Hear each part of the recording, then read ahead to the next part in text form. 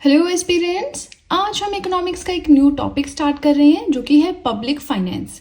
अब देखिए इसके अंदर हमें क्या क्या पढ़ना है, कौन कौन से सब टॉपिक्स इसके अंदर आती हैं। थोड़ा सा आपको इंडेक्स मैंने यहाँ पे बनाकर दिया है, आप देख सकते हैं। पब्लिक फाइनेंस के अंदर हम पढ़ेंगे कि इस वर्ड का मीनिंग क्या है, बजट के कितने टाइप्स होते हैं, बजट डेफिसिट क्या होता है, बजट डेफिसिट के क्या टाइप्स होते हैं, फिर एक टर्म आती है डेफिसिट फाइनेंसिंग, उसका मतलब क्या होता है, उसके टाइप्स, पब्लिक डेब्ट क्या होता है, एंड ये FRBM एक्ट आता है हमारा। ठीक है, तो ये सारी चीजें हमें पढ़नी है। एक वीडियो में कवर कर पाना मुश्किल है, इसलिए इसे कुछ सेक्शन से कुछ पार्ट्स में आप कह लीजिए मैं बना के वीडियोस अपलोड करूंगी। अब देखिए सबसे इंपॉर्टेंट चीज जो पब्लिक फाइनेंस के अंडर आती है वो रहती है फिस्कल पॉलिसी।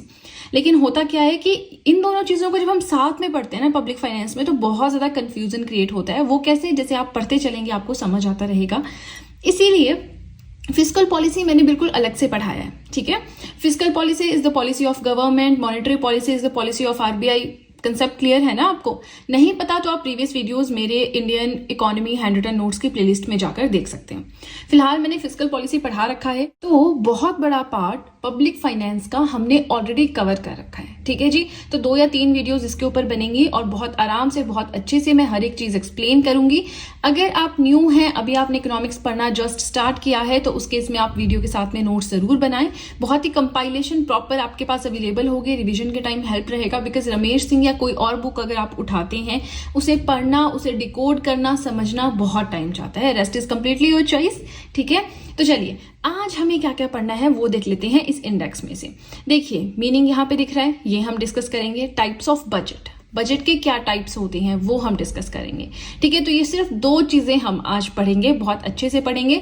बट उससे पहले रिक्वेस्ट है कि फिस्कल पॉलिसी वाली वीडियो जरूर देखें। राइट, चलिए स्टार्ट करते हैं अपना मेन कंटेंट। थोड़ा सा इंट्रोडक्शन लेंथी हो गया, बट जरूरी था वो उसके बारे में भी आपको बताना। ठीक है जी, नाउ मीनिंग की बात करें तो पब्लिक फाइनेंस होता क्या है? फाइनेंसेस ऑफ द गवर्नमेंट, सरकार के पास जो भी पैसा है उन पैसों से कैसे डील करता है, कहां से पैसा आ रहा है, जा रहा है, उसके मेंटेनेंस, वो सारी चीजें पब्लिक फाइनेंस के अंडर आती है। ठीक है, अब जैसे हमारी सरकार है, गवर्नमेंट है, उसे चाहिए होता है proper flow of money for the day to day functioning. अब सरकार को चाहिए पैसा, ठीक है, हर दिन कुछ ना कुछ काम निकल रहा है, कहीं पे कोई स्कीम लॉन्च हो रही है, कहीं पे रोड बन रहे हैं, कहीं पे वाटर टैप कनेक्शन दे रहे हैं, कहीं पे कंस्ट्रक्शन हो रही है, रेलवेज बन रहे हैं, कहीं पे कोई कंटिजेंसी पड़ जाती है ना, कोई नेचुरल कैलेमिटी हो जाती है, वहां फंड्स चाहिए। तो सरकार को हमेशा पैसा चाहिए होता है हर टाइम पे अपने काम के लिए, प्रॉपर फ्लो चाहिए होता है मनी का। अब सरकार को पैसा चाहिए क्यों, ये भी देख लेते हैं। तो कुछ चीजें मैंने यहाँ पे मेंशन की हैं, जैसे कि सैलरीज देनी है अपने एम्प्लॉयज को, गवर्नमेंट एम्प्लॉयज होती हैं, जो रिटायरीज हैं उनको पेंशंस देनी है, रोड्स बनाने हैं, स्कूल्स हॉस्पिटल्स की कंस्ट्रक्शन होनी है, वेलफेयर स्कीम्स आनी है for the vulnerable sections of the society. Import हम करते हैं तो उसमें हम कोई भी चीज अगर अपने देश में लाते हैं खरीद के, तो हमें उसके लिए पैसा देना पड़ता है। इसलिए ऐसी बहुत सारी ऐसी जगह हैं जहां पे सरकार को पैसा चाहिए होता है। ठीक है, तो अब सरकार का पैसा कहां कहां जाता है ये हमने देख लिया। सरकार के पास पैसा आता कहां से है? हम जो टैक्स देते हैं, इनकम टैक्स देते हैं, GST हमने पढ़ा है, goods and services tax which is a destination based tax, consumer उसे देता है, मैन्युफैक्चरर नहीं। पढ़ाया है मैंने GST के ऊपर पूरा टॉपिक, तो वो हो गया हमारा। कॉर्पोरेट टैक्स हो गया हमारा, बहुत सारा के, जैसे कभी चलान कट गया हमारा, है ना। तो सरकार के पास पैसा आता भी है और सरकार के पास से पैसा जाता भी है। ठीक है जी, अब अगर हम बात करें पब्लिक फाइनेंस को हम कैसे शॉर्ट में लिख सकते हैं, so government receipts plus government expenditure, सरकार के पास जो रसीदें आ रही है, मतलब जो पैसा आ रहा है, प्लस जो सरकार के खर्चे हैं, इन दोनों को अगर हम ऐड कर दें तो वो हमारा पब्लिक फाइनेंस बन जाता है। Maintain by whom? Maintain by the government. जो हमारी भारत सरकार है वो इसे मेंटेन करती है। अब अगर इतना पैसे का फ्लो जो है, इनफ्लो है, आउटफ्लो है, ये मैनेज करना है, मेंटेन करना है, तो हमें प्रॉपर बजट लाना पड़ता है। ठीक है, ये साइनो बजट के बारे में हमने ऑलरेडी पढ़ रखा है, तो जिन्होंने फिस्कल पॉलिसी वाली वीडियो देखी है और उनको बजट की बहुत अच्छी अंडरस्टैंडिंग हो गई है, वो स्टूडेंट्स अब ये वाला जो बचा हुआ पार्ट है इसे स्किप कर सकते हैं और नेक्स्ट पेज पे शिफ्ट हो सकते हैं। पर जिन्होंने नहीं देखा है वो थोड़ी सी बातें समझें। बजट के बहुत इंपॉर्टेंट चीजें मैंने यहाँ पे बताई हैं, जैसे कि बजट क्या है। एक ये लेदर का बैग होता था, बुगिट, एक फ्रेंच वर्ड है बुगिट, वहां से बजट लिया गया है, जो कि एक लेदर का बैग होता था जिसमें से सारी जो फाइनेंशियल कागज होते थे वो कागजात बाहर निकाले जाते थे। ठीक है, तो वहीं से बजट ये नाम पड़ गया। अब ये जो बुकिट वाला सिस्टम है ये ब्रिटिश इंडिया में हुआ करता था, जो ब्रिटिशर्स के अंडर भारत था। लेकिन अब ये बजट वर्ड तो वहां से आ गया, ठीक है, बट ये जो वर्ड है, this word has not been mentioned anywhere in the constitution. हमारे संविधान में बात करें तो ये शब्द कहीं भी मेंशन नहीं है, ठीक है। बजट हम आज भी बोलते हैं यार बजट पढ़ना है, इकोनॉमिक्स में इकोनॉमिक सर्वे पढ़ना है, यस हम अपनी तरफ से बोलते हैं। हमारे संविधान में बजट नाम का कोई शब्द नहीं है। हमारे संविधान में बजट की जगह पे जो चीज यूज हुई है, जो टर्म यूज हुई है, that is annual financial statement, जो कि आर्टिकल 112 के अंडर आता है। अब देखिए बजट पहले हमारे दो तरह के होते थे, general budget and railway budget, but 2017 में इन दोनों का मर्जर हो गया था on the recommendations of Vivek Debroy committee. अब बजट में होता क्या है, detailed demands for the grants. For example budget आ रहे हैं, ठीक है, तो अगले एक साल तक हम बात करें रोड मिनिस्ट्री को कितना पैसा मिलेगा, उसके अंडर उसको इतने किलोमीटर रोड्स बनाने होंगे, इतने नेशनल हाईवेज बनाने होंगे, इतने स्टेट हाईवेज बनाने होंगे। हेल्थ मिनिस्ट्री को कितना पैसा मिलेगा, उनको लोगों के लिए जो है, जो गरीब सेक्शन है उनके लिए अच्छी अच्छी स्कीम्स लानी है ताकि वो ये जो हेल्थ केयर फैसिलिटीज है इनका फायदा ले सके। एजुकेशन फैसिलिटी को कितना पैसा मिलेगा, एजुकेशन मिनिस्ट्री को कितना पैसा मिलेगा, तो हर एक मिनिस्ट्री को कितना कितना पैसा मिलेगा, वो प्रॉपर एलोकेशन पैसों की, दैट कम्स अंडर बजट, ठीक है ना। चलिए, वैसे हम बजट को ऑलरेडी फिस्कल पॉलिसी में पढ़ चुके हैं, तो ये हमारा मीनिंग क्लियर हो गया। अब पब्लिक फाइनेंस आप समझ गए, जो भी सरकार के पास पैसा आ रहा है, जो भी सरकार के पास से पैसा जा रहा है, उसकी proper management is known as public finance, ठीक है। पैसा कहाँ कहाँ से आता है, चलान है, टैक्स है, इनकम टैक्स है, कॉर्पोरेट टैक्स है, जीएसटी है, इस तरह से बहुत सारे सोर्सेज हैं। हम यूनिवर्सिटीज में जाते हैं, सरकारी यूनिवर्सिटी में पढ़ते हैं, है ना, तो वहां जब हम फीस देते हैं वो भी तो सरकार को ही जाती है ना। अब सरकार को पैसा क्यों चाहिए, पेंशन देनी है, सैलरी देनी है, रोड बनाने हैं, स्कूल्स बनाने हैं, स्कीम्स लानी है, पानी घर घर तक पहुंचाना है, इंपोर्ट करना है, तो बहुत सारी चीजें, तो कुछ बिल्कुल 1% चीजें भी यहाँ पे मेंशन नहीं हो पाई, है ना, बहुत सारी चीजें होती हैं, ठीक है जी। तो चलिए, इसी के साथ हमने मीनिंग बहुत अच्छे से समझ लिया कि पब्लिक फाइनेंस होता क्या है, ठीक है।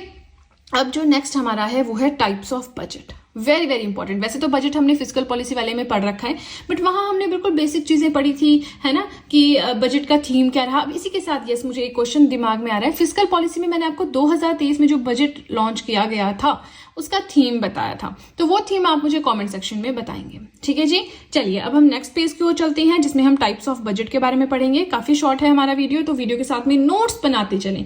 देखिए, बहुत अच्छी आदत होती है नोट्स बनाना, ठीक है, तो नोट्स बनाते चलें और रिविजन के टाइम पे बहुत हेल्पफुल रहते हैं। लास्ट टाइम होता है हम बुक्स नहीं उठाते ना, हम रिविजन के लिए कुछ शॉर्ट नोट्स लेते हैं, तो उस टाइम पे ये नोट्स आपके काफी ज्यादा काम आएंगे, बिलीव मी, राइट। तो चलिए, अब ज्यादा बातें ना करते हुए सीधे चलते हैं अपने नेक्स्ट पेज की ओर।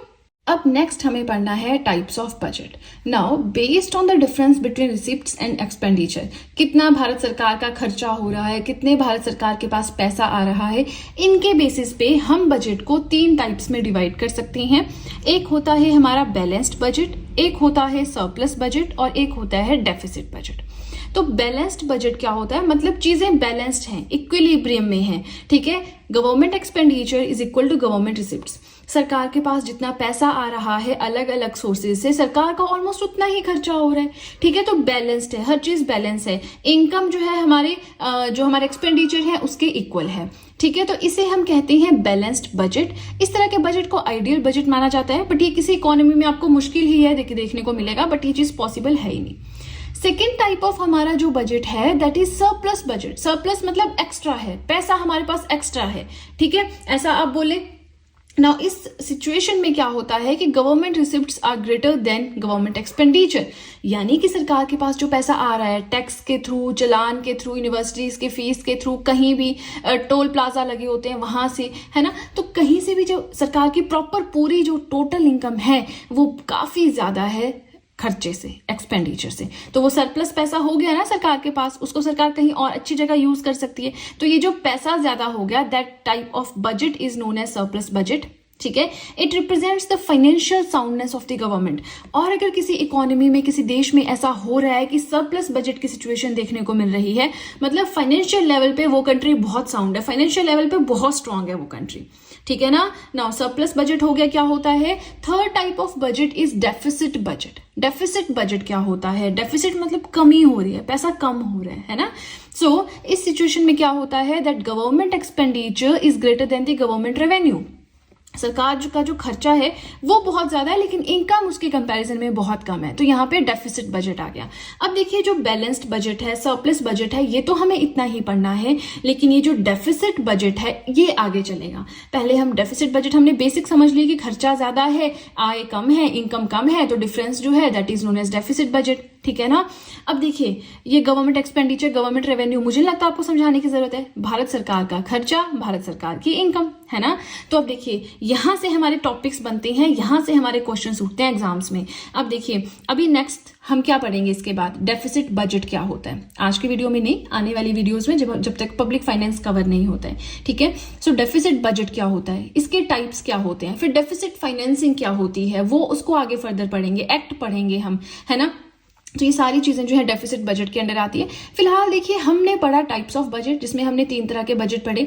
Government expenditure and government receipt के बीच में क्या रिलेशनशिप है, इक्वल है, ग्रेटर देन, लेस देन, इस हिसाब से हमने पढ़ा, ठीक है। नाउ ये तो हमारा यहाँ कंप्लीट हो गया, बट कुछ और टाइप्स भी होते हैं बजट के जो कि हमारी इकोनॉमी के लिए काफी अच्छे हैं। जैसे आउटकम बजट है, आउटकम बजट है, जेंडर बजटिंग है, जिसमें कि जेंडर स्पेसिफिक जो है वुमेन के कोई भी स्कीम आएगी तो वो वुमेन एम्पावरमेंट के लिए होगी। ऐसी ऐसी स्कीम्स आएंगी, ऐसी ऐसी स्कीम्स पे पैसा खर्चा जाएगा जिसमें सिर्फ महिला सशक्तिकरण होगा। परफॉर्मेंस बजट कि कोई भी मिनिस्ट्री है, हम उसको पैसा दे रहे हैं तो उसके आउटकम तो देखें कि वो क्या परफॉर्म कर रही है, परफॉर्म अच्छे से कर रही है, जितना पैसा उसको दिया उस हिसाब से कर रही है, कहीं सारे मिनिस्टर्स पैसा तो नहीं खा रहे, है ना, इस तरह का बजट।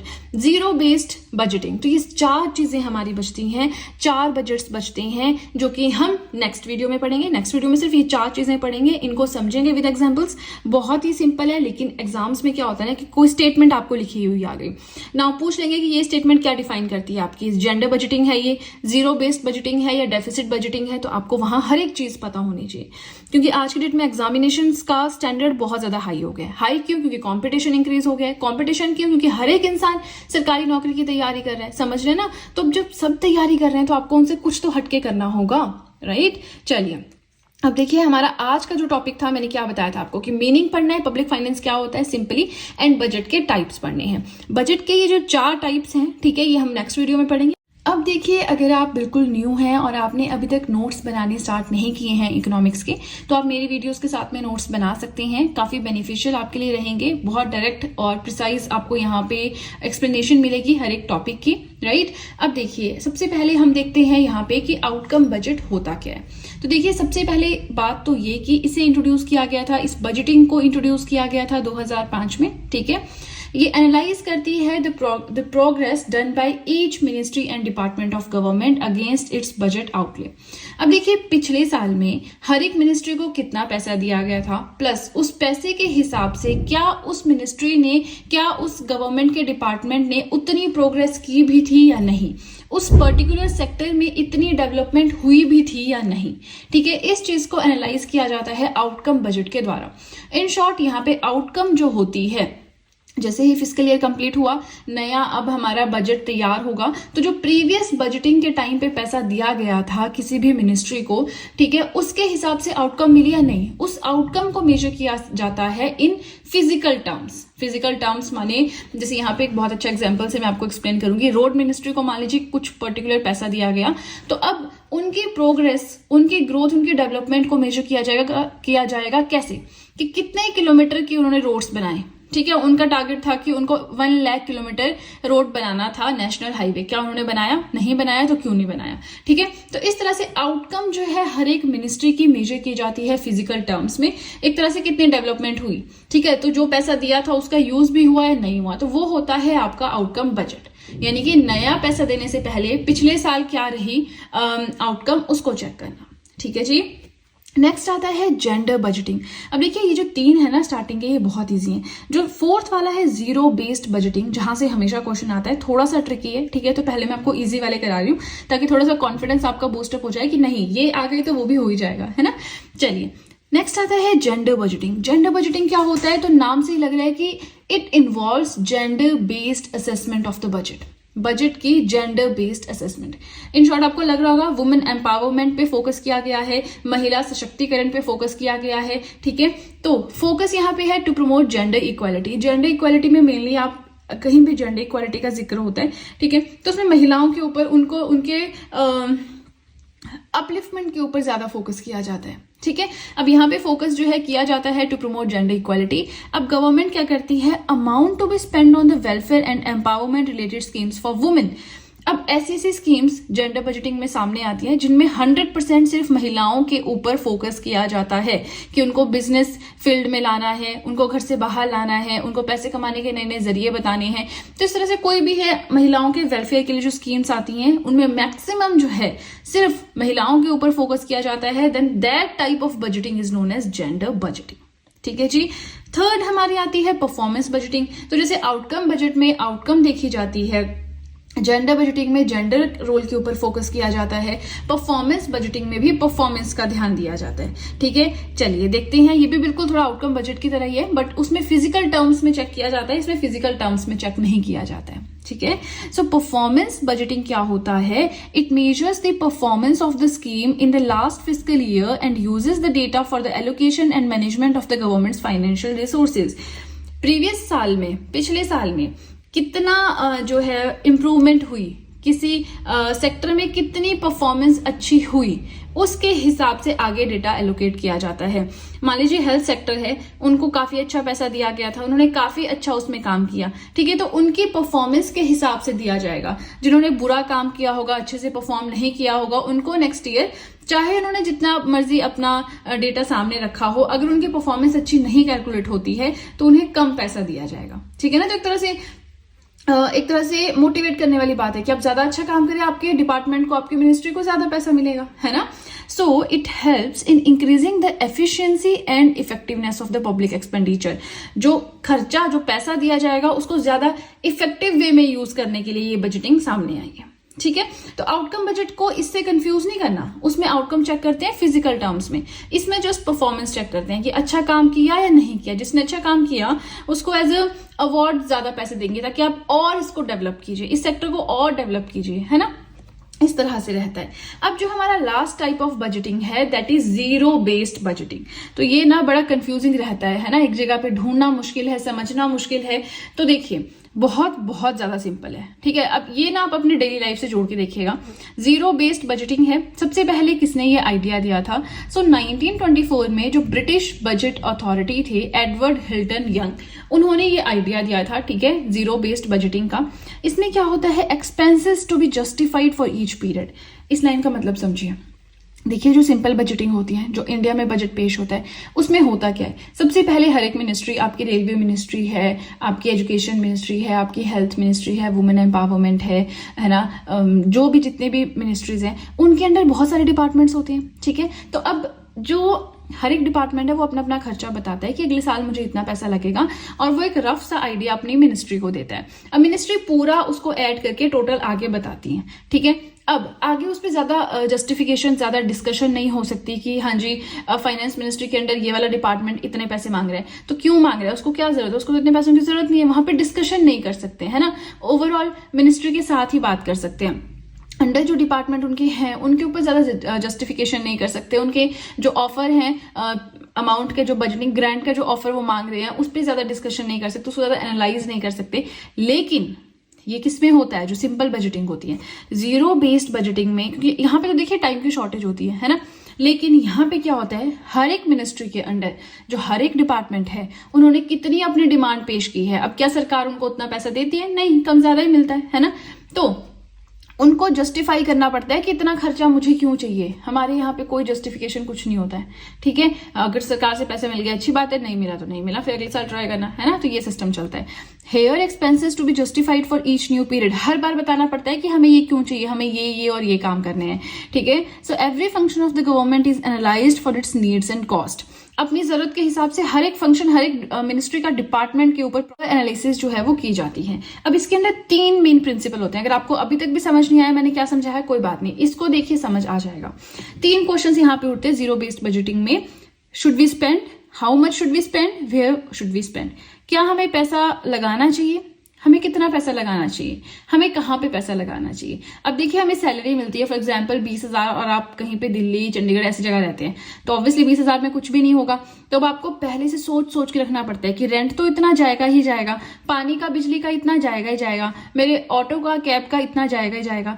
तो अब मेरे पास बच गया 3,000 रुपए। तो आप सोच सोच के खर्च करते हैं कि अरे यार शूज लेने थे लूं या नहीं, जीन्स लेनी थी लूं या नहीं, है ना। तो प्रॉपर हम क्या करते हैं, बहुत ही अच्छे से सोच विचार की जरूरत है कि नहीं है, नहीं लेंगे तो क्या होगा, लेंगे तो क्या होगा, सारे हर एक एस्पेक्ट को सोच के फिर हम जाकर वो जीन्स लास्ट में लेते हैं या वो शूज लास्ट में लेते हैं या कई बार नहीं भी लेते हैं, है ना। तो वैसा ही जीरो बेस्ड बजटिंग में होता है, हर एक चीज को बहुत अच्छे से एनालाइज किया जाता है, ठीक है। बहुत सोच विचार करके कि इस डिपार्टमेंट को पैसा चाहिए कि नहीं चाहिए, ज्यादा पैसा दें या कम पैसा दें, छोटी छोटी चीज को बहुत ध्यान से एनालाइज किया जाता है। And that type of budgeting is known as zero based budgeting. और ये 3 मेन प्रिंसिपल्स हैं जीरो बेस्ड बजटिंग के, ठीक है ना। Here every activity of each department is expressed, then justification and then allocation of money. ये वैसे इससे ज्यादा इंपॉर्टेंट पॉइंट ये है कि हर एक डिपार्टमेंट की हर एक एक्टिविटी को एनालाइज किया जाता है प्रॉपर। एक्सरे का मतलब है कि पूरा उसका निचोड़ निकाला जाता है, उसके बाद जस्टिफिकेशन होती है, डिस्कशन होती है, उसके बाद लास्ट में जो है ग्रांट एलोकेटेड होती है, पैसा मिलता है, ठीक है जी। आज हम इकोनॉमिक्स के अंदर पढ़ेंगे कि डेफिसिट बजट क्या होता है और क्या क्या इसके टाइप्स हैं। देखिए हम पढ़ क्या रहे हैं, हम पब्लिक फाइनेंस पढ़ रहे हैं, कौन कौन से टॉपिक्स हम पढ़ रहे हैं। चलिए थोड़ा सा एक बार रिकैप ले लेते हैं। Now this is the first page जहां पे मैंने छोटा सा इंडेक्स भी बनाया है कि हमें क्या क्या पढ़ना है। Public finance which means the finances of the government, यानी भारत सरकार के पास जो पैसा है वो उसे कैसे मैनेज करती है, वो सब कुछ हम स्टडी करती हैं अंडर पब्लिक फाइनेंस। अब इसमें एक बहुत बड़ा टॉपिक रहता है फिस्कल पॉलिसी, जो कि मैंने आपको ऑलरेडी पढ़ा दिया है। तो बहुत छोटे छोटे से टॉपिक्स हैं जो कि पब्लिक फाइनेंस के अंडर हमें कवर करने हैं। ओके तो हमने फिस्कल पॉलिसी पढ़ा which is a policy of government. हम मॉनेटरी पॉलिसी पढ़ते हैं which is the policy of RBI. तो दोनों में कंफ्यूज हो जाते हैं ना। तो फिस्कल पॉलिसी गवर्नमेंट की पॉलिसी होती है, मॉनेटरी पॉलिसी आरबीआई की पॉलिसी होती है। इसके अलावा budget, components of budget end funds, ये हमने फिस्कल पॉलिसी जब पढ़ा था तब पढ़ लिया था, ठीक है। अब पब्लिक फाइनेंस के अंदर ये हैं टॉपिक्स जो हमें कवर करने हैं। तो मीनिंग, टाइप्स ऑफ बजट, ये हमने ऑलरेडी प्रीवियस वीडियो में पढ़ लिया है। अब देखिए जो टाइप्स ऑफ बजट हमने पढ़े थे उसमें हमने 3 तरह के बजट पढ़े थे। एक होता है बैलेंस्ड बजट, एक होता है सरप्लस बजट, एक होता है डेफिसिट बजट। थोड़ा सा आपको रिवाइज करवा देती हूँ कि हमने क्या पढ़ा था।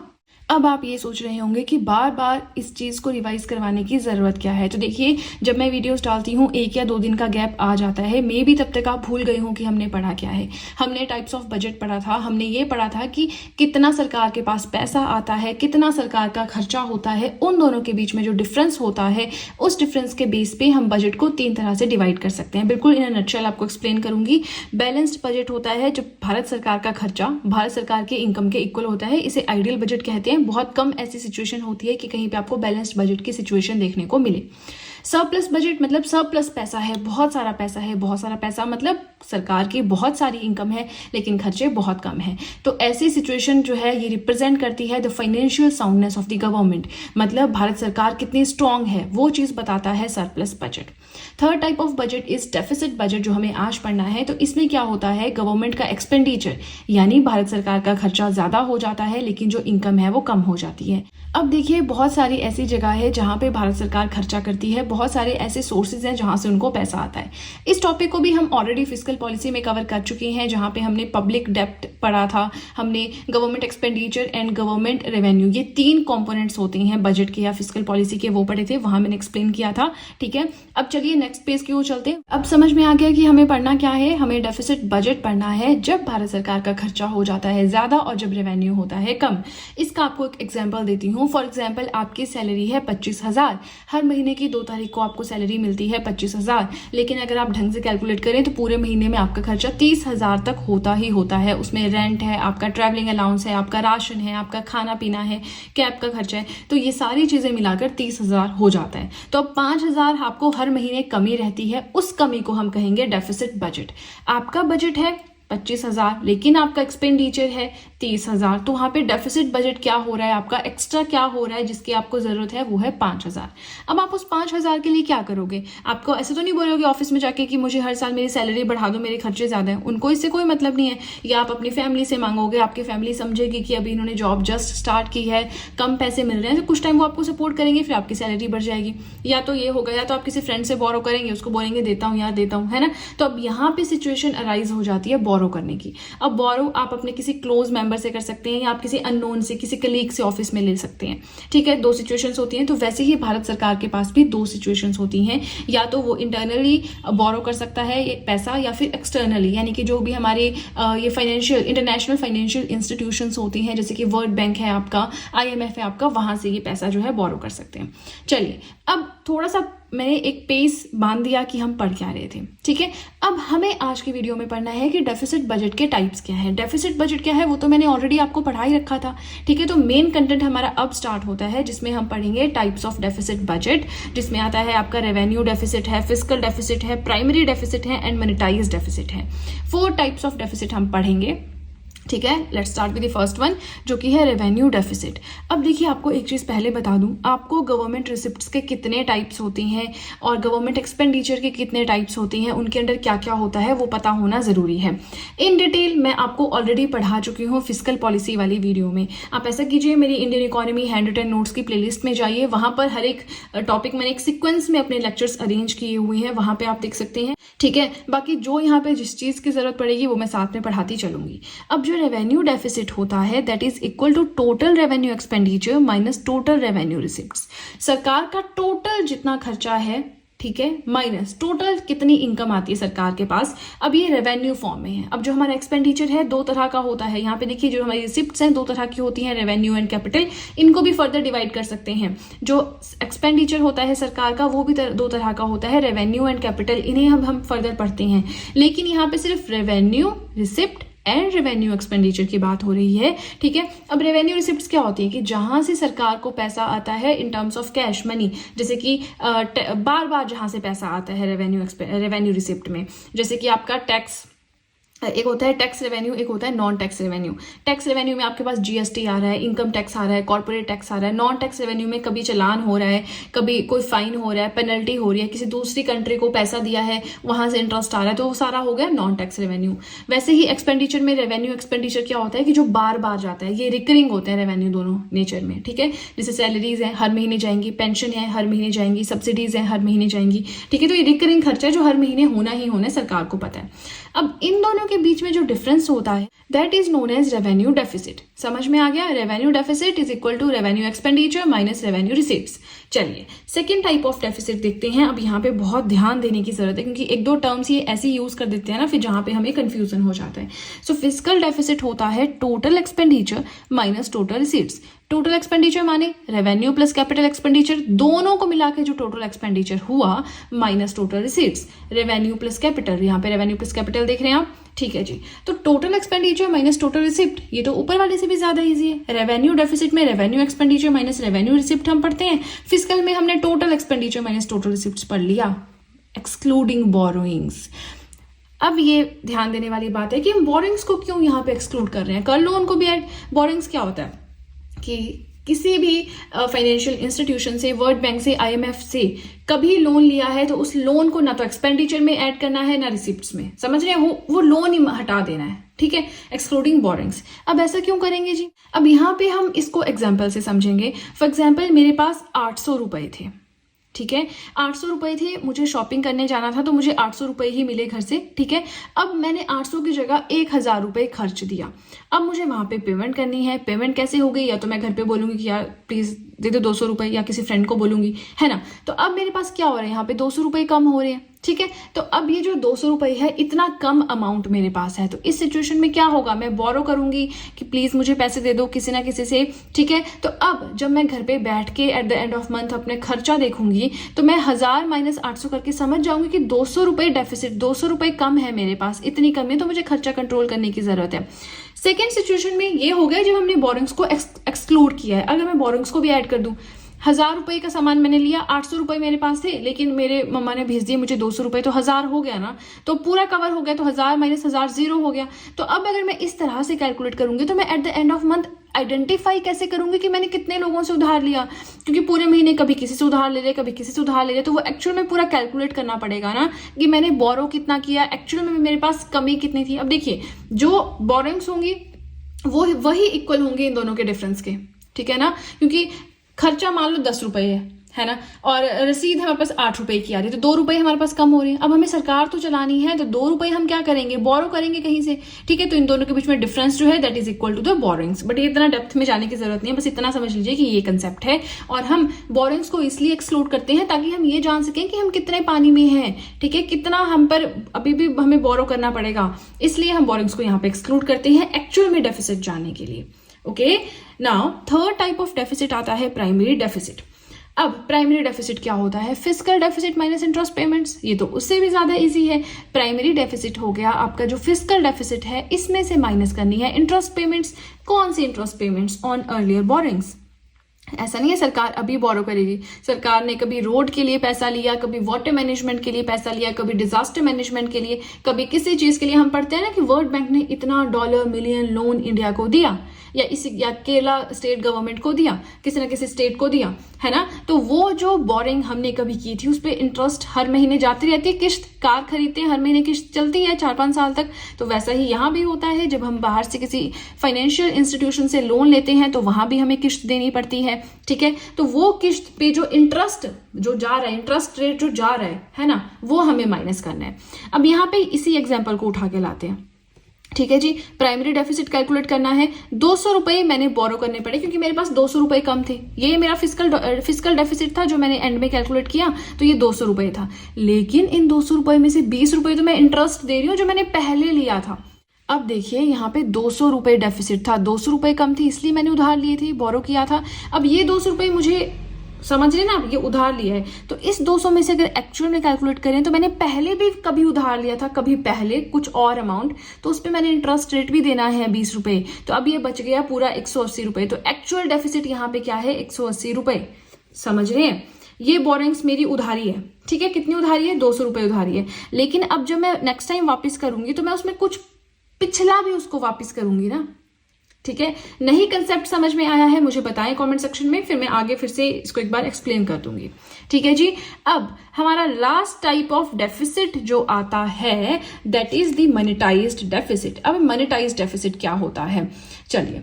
अब एक सिचुएशन ऐसी आती है सरकार के पास कि वो कुछ नहीं कर सकते, तो उनको सीधे जाना पड़ता है आरबीआई के पास। अब देखिए एक ऑप्शन सरकार के पास ये भी है कि वो आरबीआई के पास जाएं, उनको बोले कि हमें इतना पैसा कम पड़ रहा है, आप इतनी प्रिंटिंग कर दो। तो क्या आरबीआई एकदम से प्रिंट कर देगा? अब इतना इजी तो नहीं है कि एक लेटर लिखा जी, या फिर एक फोन कॉल किया, या एक मेल किया और आरबीआई बोलता है ठीक है मैं प्रिंट करता हूँ, एकदम से प्रिंट करके पैसा सरकार को दे देगा। नहीं, तब तो सरकार मिसयूज ही करती रहेगी, इन्फ्लेशन, महंगाई कहाँ पहुंच जाएगी। मार्केट में पैसे की जो सप्लाई है, जो मनी सप्लाई है, वो लिमिटेड होना बहुत ज्यादा जरूरी है, ठीक है ना। नाउ अब मोनेटाइज्ड डेफिसिट क्या होता है, थोड़ा थोड़ा आरबीआई और यूनियन गवर्नमेंट का रिलेशनशिप है, वो देखते हैं। Now it represents the increase in the RBI credit to the union government. Credit क्या होता है, पैसे देना। तो आरबीआई क्या कर रहा है, यहाँ पे यूनियन गवर्नमेंट को पैसे दे रहा है। तो अब आरबीआई जो क्रेडिट देता था पहले, अब उससे उसने बढ़ा दिया पैसा जो है। फॉर एग्जांपल पहले 1000 करोड़ देता था, अब 1200 करोड़ कर दिया कि अब लो यूनियन गवर्नमेंट, अब 1200 करोड़ लो, इसका कर लो जो करना है ना। अब वो 1200 करोड़ बढ़ाया, तो कैसे बढ़ाया, चलिए प्रिंट नहीं करवाइए करेंसी यहाँ पे, वो बिल्कुल अलग कंसेप्ट है, वो हमने मॉनेटरी पॉलिसी में पढ़ रखा है कि आरबीआई कैसे कंट्रोल करता है money supply in the market, है ना। तो वो यहाँ पे नहीं कंफ्यूज करना है। हम मोनेटाइज डेफिसिट पढ़ रहे हैं। डेफिसिट क्या होता है कि सरकार का खर्चा हो गया है ज्यादा, इनकम है कम, सिचुएशन ऐसी आ गई है कि अब पैसे उधार लेने पड़ेंगे। उधार लेने के लिए आरबीआई के पास जाएं या फिर बाहर के किसी इंस्टीट्यूशन के पास जाएं, तो वो हमें देखना है, ठीक है। अब मोनेटाइज डेफिसिट रिप्रेजेंट करता है the expansion in money by the RBI. RBI market में मनी सप्लाई बढ़ा रहा है, कैसे, यूनियन गवर्नमेंट को पैसा देगा, यूनियन गवर्नमेंट मार्केट में पैसा बढ़ाएगी, तभी तो डेवलपमेंट होगी, है ना। तो अब एक्सपेंशन हो रहा है मनी का। Here monetary support that the RBI extends to the centre as part of the government's borrowing programme. Government का एक प्रोग्राम होता है, मतलब एक प्रॉपर पॉलिसी होती है जिसके अंडर वो आरबीआई से बोरो कर सकता है। तो उसके अंडर जो है ये मॉनेटरी मतलब पैसों की फॉर्म में सपोर्ट करता है आरबीआई यूनियन गवर्नमेंट को।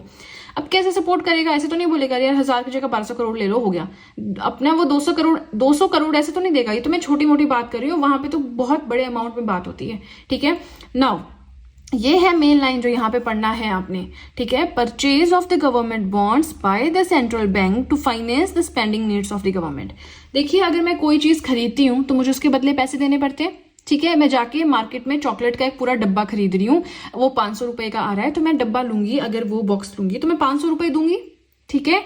यही सिचुएशन है कि अब सेंट्रल बैंक यानी कि आरबीआई क्या करता है, गवर्नमेंट के बॉन्ड्स खरीदेगा। अब वो कोई चीज खरीद रहा है, उसके बदले में वो पैसे देगा, पैसा जाएगा यूनियन गवर्नमेंट के पास, और उसके बाद से जो उनकी जरूरतें हैं वो उनसे उस पैसे से अपनी जरूरत पूरी कर लेंगे।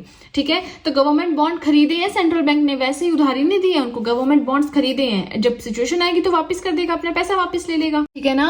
चलिए, छोटा सा टॉपिक था बट समझने वाली बात थी, समझने में थोड़ा टाइम लग गया, वीडियो लेंथी हो गई, बट अगर एक बार आपने ध्यान से सुना होगा तो आई बिलीव आपको अच्छे से समझ आ गया होगा। हम पढ़ रहे थे इकोनॉमिक्स के अंडर पब्लिक फाइनेंस के बारे में। तो यहाँ पे एक छोटा सा इंडेक्स मैंने बनाया है कि इसके अंदर हमें क्या क्या पढ़ना है। फिस्कल पॉलिसी आता है, कंपोनेंट्स ऑफ बजट आता है, budget deficit, budget financing, FRBM act, सब कुछ हमें इसके अंडर पढ़ना है। तो देखिए, काफी कुछ हम पढ़ चुके हैं। आज हमें जो पढ़ना है दैट इज पब्लिक डेप्ट, कि पब्लिक डेप्ट क्या होता है, इसके अंदर क्या क्या चीजें आती हैं। तो आपसे बस इतनी सी रिक्वेस्ट है कि वीडियो के साथ में नोट्स बनाएं, आपके लिए काफी ज्यादा बेनिफिशियल ये प्रूव होंगे। देखिए, ये जो पब्लिक डेप्ट हमारा टॉपिक है बहुत ही ज्यादा इंटरेस्टिंग और बिल्कुल अंडरस्टैंडिंग बेस्ड है। सो पब्लिक डेप्ट होता क्या है? देखिए, अगर आपको याद होगा, हमने पढ़ा था कंपोनेंट्स ऑफ बजट 3 होते हैं, government receipts, government expenditure and public डेप्ट। तो government receipts and government expenditure के टाइप्स और एवरीथिंग हम ऑलरेडी पढ़ चुके हैं। थर्ड कंपोनेंट बचता है पब्लिक डेप्ट। पब्लिक डेप्ट का मतलब क्या होता है? डेप्ट का मतलब क्या होता है? उधार। ठीक है, सो पब्लिक डेप्ट का मीनिंग होता है सम ऑफ टोटल बोरिंग्स, जितना भी उधार हमने किसी से भी लिया है इन टोटल उसे हम कहेंगे पब्लिक डेप्ट।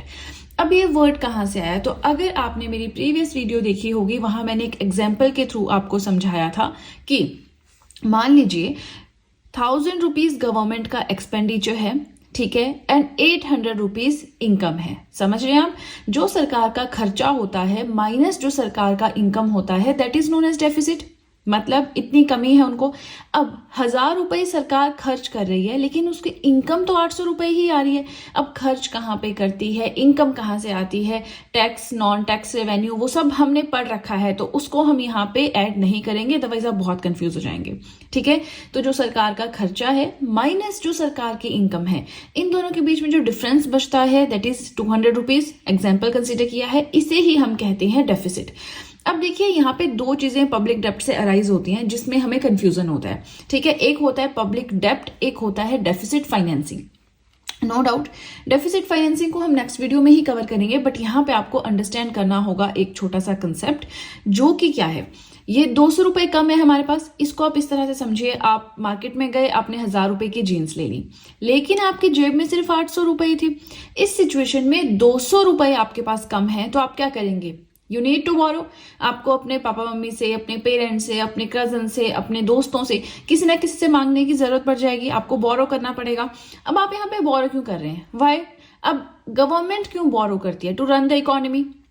देश में हर एक चीज सही से चलती रहे, सारा काम सुचारू रूप से होता रहे, इसीलिए हमारी जो गवर्नमेंट है वो बोरो करती है कहीं से, है ना। तो हम क्यों बोरो कर रहे हैं? क्योंकि भाई जीन्स की दुकान में खड़े हैं, बात हो गई है, उसने ऑल्टर भी करवा दी है, अब तो खरीदनी ही पड़ेगी, 800 रुपए भी दे दिए, अब 200 रुपए की बात है, तो भाई इज्जत की बात है, तो अब पैसा तो वहां पे देना ही पड़ेगा। वैसे ही गवर्नमेंट के लिए हो जाता है कि जो देश है वो पूरा चलाना है, तो अगर कहीं भी पैसे की कमी आ रही है, वो चीज फील नहीं होनी चाहिए। ठीक है, इकोनॉमी जो है बिल्कुल स्मूथ वे में चलनी चाहिए। अब इस सिचुएशन में ये जो पैसा है ये उधार लेने की जरूरत पड़ जाती है, और इसी को हम कहते हैं पब्लिक डेप्ट, यानी कि कितना पैसा उधार लिया, 200 रुपए, 100 रुपए, 1000 करोड़ रुपए, 10,000 करोड़ रुपए, 1 करोड़ रुपए, 50 लाख, कितना उधार लिया सरकार ने अपनी जो इकोनॉमी है उसको अच्छे से चलाने के लिए, that amount is known as public डेप्ट। ठीक है, सो पब्लिक डेप्ट क्या हो गया आपका? Sum of total borrowings. चलिए, कितने रुपए उधार लिए, दैट इज पब्लिक डेप्ट। सेकेंड यहाँ पे कंसेप्ट आता है कि देखिए 200 रुपए उधार ले लिए, ठीक है, but how to arrange it? आपने अरेंज कैसे किया? कॉल की कि मुझे पैसे भेज दो, पेरेंट्स ने मना कर दी, नहीं तुम बहुत खर्चा करते हो, पैसे नहीं मिलेंगे। अपने भाई को कॉल की, उसने भी मना कर दी। फ्रेंड्स को कॉल की, थोड़ा रिक्वेस्ट की, उन्होंने पैसे भेजे। ये जो पूरा प्रोसेस है पैसे अरेंज करने का, ठीक है ना। सेकंड है who will give us this money. अब पैसे अरेंज करने का प्रोसेस है, कॉल करेंगे, सबको ट्राई करेंगे, देखते हैं कोई ना कोई तो पैसे दे ही देगा, है ना। सेकेंडली कौन हमें पैसे देगा? तो ये जो पूरा प्रोसेस है, the whole process of arranging this deficit, ये जो आपको यहाँ पे 200 रुपए का घाटा हो रहा है, ठीक है, 200 रुपए कम है आपके पास, तो इस 200 रुपए को अरेंज करने का जो प्रोसेस है, that process is known as deficit financing. ठीक है, तो कितने रुपए आपको चाहिए, कितने रुपए आपने उधार लिए, वो है आपका पब्लिक डेब्ट। अब आपने क्या प्रोसेस यूज किया उसको अरेंज करने का, किसके पास गए, रिक्वेस्ट की, कहा कि हम जी ये गिरवी रख देते हैं, आप हमें अभी फिलहाल पैसे दे दो। तो वो जो पूरा प्रोसेस है, अमाउंट यानी कि जो डेफिसिट है वो अरेंज करने का, that is known as deficit financing. देखिए डेफिनेशन कहीं भी आपको मिल जाएगी, आप याद भी कर लेंगे, बट समझने वाली बात है कि चीजें समझ नहीं आती हैं। ठीक है ना। अब देखिए जो डेफिसिट फाइनेंसिंग है इसे हम कंप्लीटली अलग वीडियो में डिस्कस करेंगे। अभी आपने समझ लिया क्या होता है, ठीक है, हमने सिर्फ पब्लिक डेब्ट ही आज पढ़ना है, बट ये दोनों एक दूसरे से जुड़े हुए हैं तो साथ में समझाना जरूरी था। नाउ अब आपको पब्लिक डेब्ट समझ में आ गया, it is the sum of total borrowings, कितने रुपए उधार लिए, दैट इज द पब्लिक डेब्ट।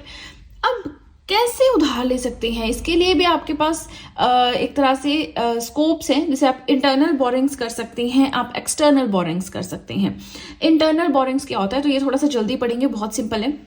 Loans raised with in the boundaries of a country, एक देश की जो बाउंड्री है, जैसे इंडिया की जो बाउंड्री है, वहां पे अगर गवर्नमेंट किसी से भी लोन लेती है, that type of borrowing will be known as the internal borrowings. For example central government ने कहां से लोन लिया, अब देखिए एग्जाम्पल्स भी यहाँ पे मैंने दिए, किसी इंडिविजुअल से। अब इंडिविजुअल से सेंट्रल गवर्नमेंट कैसे लोन लेगा, through bonds and treasury bills. क्या करेगा, जो गवर्नमेंट सिक्योरिटीज है, जो बॉन्ड्स हैं, जो ट्रेजरी बिल्स हैं, उनको बेच देगा। अब जिनके पास पैसा है वो खरीदेंगे ही खरीदेंगे। इससे क्या होगा, वो जब पेमेंट करेंगे किसी एक ट्रेजरी बिल के लिए, बॉन्ड के लिए, तो वो पैसा किसके पास आ जाएगा, सरकार के पास आ जाएगा। एक तो हम ये कंसीडर कर सकते हैं। दूसरा है सेंट्रल बैंक। अब गवर्नमेंट चाहे तो लोन भी ले सकती है सेंट्रल बैंक से कि हमें इतना पर्टिकुलर अमाउंट चाहिए इतने टाइम के लिए, विद इंटरेस्ट वापस तो करना ही पड़ेगा, बट ले सकती है। थर्ड आता है कमर्शियल बैंक्स। अब किसी भी कमर्शियल बैंक से, एसबीआई है, पीएनबी है, वहां से भी सरकार जो है पैसा ले सकती है। Non banking financial institutions, NBFCs भी बोल सकते हैं, ये हो गया आपका एलआईसीज, ठीक है, यहां से भी ले सकती है। तो कंट्री अपने देश के अंदर ही अगर किसी से लोन लेती है, that is known as the internal borrowings. Next आता है एक्सटर्नल बोरिंग्स। क्या होता है, outside the boundaries of a country, वो अपनी कंट्री से बाहर किसी से लोन ले रहा है, that is known as the external borrowings. जैसे कि फॉरेन गवर्नमेंट किसी और कंट्री से लोन ले रहा है, एनी फॉरेन कंट्रीज के अंदर कोई भी जो है विदेश आ सकता है, कोई भी ऐसा देश इंडिया के बाहर का आ सकता है। फॉर एग्जाम्पल इंडिया ने रिसेंटली लोन लिया है जापान से, क्यों, to finance the bullet train projects between Mumbai and Ahmedabad. Mumbai और अहमदाबाद के बीच में बुलेट ट्रेन प्रोजेक्ट चल रहे हैं, तो उसके लिए इंडिया ने लोन लिया है जापान से। तो अभी फॉरेन गवर्नमेंट से लोन लिया ना, किसी और देश के गवर्नमेंट से लोन लिया ना। सेकेंड आता है इंटरनेशनल इंस्टीट्यूशंस। अब चाहे वर्ल्ड बैंक है, आईएमएफ है, एशियन डेवलपमेंट बैंक है, इनसे भी लोन ले सकते हैं। तो समझ आ गया, लोन लेने को पब्लिक डेब्ट बोलते हैं, लोन अरेंज करने के प्रोसेस को डेफिसिट फाइनेंसिंग बोलते हैं। ये जो बोरिंग्स हैं हम दो तरह से कर सकते हैं, इंटरनली यानी देश के अंदर से, एक्सटर्नली देश के बाहर से। अब यहाँ पे एक क्वेश्चन ये उठता है कि हमें जरूरत क्या है। तो क्वेश्चन ये आता है कि हमें जरूरत क्या पड़ रही है कि हमें बोरो करना पड़ेगा। देखिए अब ये बहुत ही इंटरेस्टिंग और इंपॉर्टेंट कंसेप्ट है, आप खुद से पढ़ेंगे, चांसेस है कि समझ नहीं आएगा। अब यहाँ पे बात हो रही है कि हमें बोरो करने की जरूरत क्यों पड़ रही है ना। देखिए गवर्नमेंट को इनकम कहाँ से आती है, डायरेक्ट एंड इनडायरेक्ट टैक्सेस से आती है। डायरेक्ट टैक्स में आ जाता है आपके पास, जैसे किसी की इनकम पर, किसी बिजनेस पर टैक्स लग रहा है, जैसे कि इनकम टैक्स है, आपका कॉर्पोरेट टैक्स है, आपका जीएसटी है। तो इस तरह से ये टैक्सेस फिक्स होते हैं कि इतना % आपको अपनी इनकम का देना होगा, इतना % जो भी आपको बिजनेस से प्रॉफिट होगा उस पर देना पड़ेगा, सब कुछ फिक्स है। तो अब अगर सरकार चाहे, सरकार को ऐसा लग रहा है कि हम थोड़ा घाटे में चल रहे हैं, तो उस टाइम पे वो डायरेक्ट टैक्स को बढ़ा सकती है, इनडायरेक्ट टैक्स को बढ़ा सकती है। तो फिर क्या जरूरत पड़ गई, जब हम टैक्सेस का रेट इंक्रीज कर रहे हैं, ठीक है, उसके बाद जब पैसा सरकार के पास आ रहा है तो क्या दिक्कत हो रही है। नहीं, देखिए ऐसा नहीं हो सकता, एक लिमिट होती है, ठीक है ना। जरूरत इसलिए पड़ती है कि जो टैक्सेस हम इम्पोज करते हैं जनता पे, उसकी एक लिमिट होती है। अब लिमिट क्या होती है वो हम अच्छे से यहाँ पे समझेंगे, बस ध्यान से सुनते रहिए जो भी मैं बोल रही हूँ। Can not raise taxes beyond a certain limit due to Laffer curve. ये हमारा लेफर कर्व है, ठीक है। तो इसके हिसाब से हमारी एक लिमिट होती है जहां तक हम टैक्सेस का रेट जो है वो बढ़ा सकते हैं। अगर हम उससे ज्यादा टैक्स रेट कर देंगे तो फिर हमारे पास टैक्स कलेक्शन कम हो जाएगा। इस लाइन का क्या मतलब है जो मैंने कहा, चलिए ये है हमारा लेफो कर्व। लेफो कर्व जो है रिलेशनशिप बताता है tax rates and tax revenue के बीच में, मतलब किस परसेंटेज पे, किस रेट पे हमें टैक्स देना होता है। सेकेंडली, जो कलेक्टेड रेवेन्यू, उससे जो पैसा इकट्ठा होता है टैक्स इकट्ठा करने के बाद सरकार के पास, उन दोनों के बीच में रिलेशनशिप है। ठीक है। Now tax collected reduce if tax rates increases. अगर टैक्स परसेंटेज या टैक्स रेट इंक्रीज हो जाता है, पहले 3% था अब सीधे 10% हो गया, तो जब टैक्स रेट इंक्रीज हो जाता है तो अमाउंट ऑफ टैक्स, जो पैसा उससे इकट्ठा होता है, वो रिड्यूस हो जाता है। ऐसा क्यों होता है? देखिए, अब यहाँ पे हम एग्जाम्पल अगर लें, मान लीजिए इन्होंने 5 लाख जो है लिमिट रखी है। ठीक है, 5 लाख लिमिट रखी है कि 5 लाख से ज्यादा जिसकी भी इनकम होगी 1 साल की, वो सिर्फ 7% टैक्स देगा।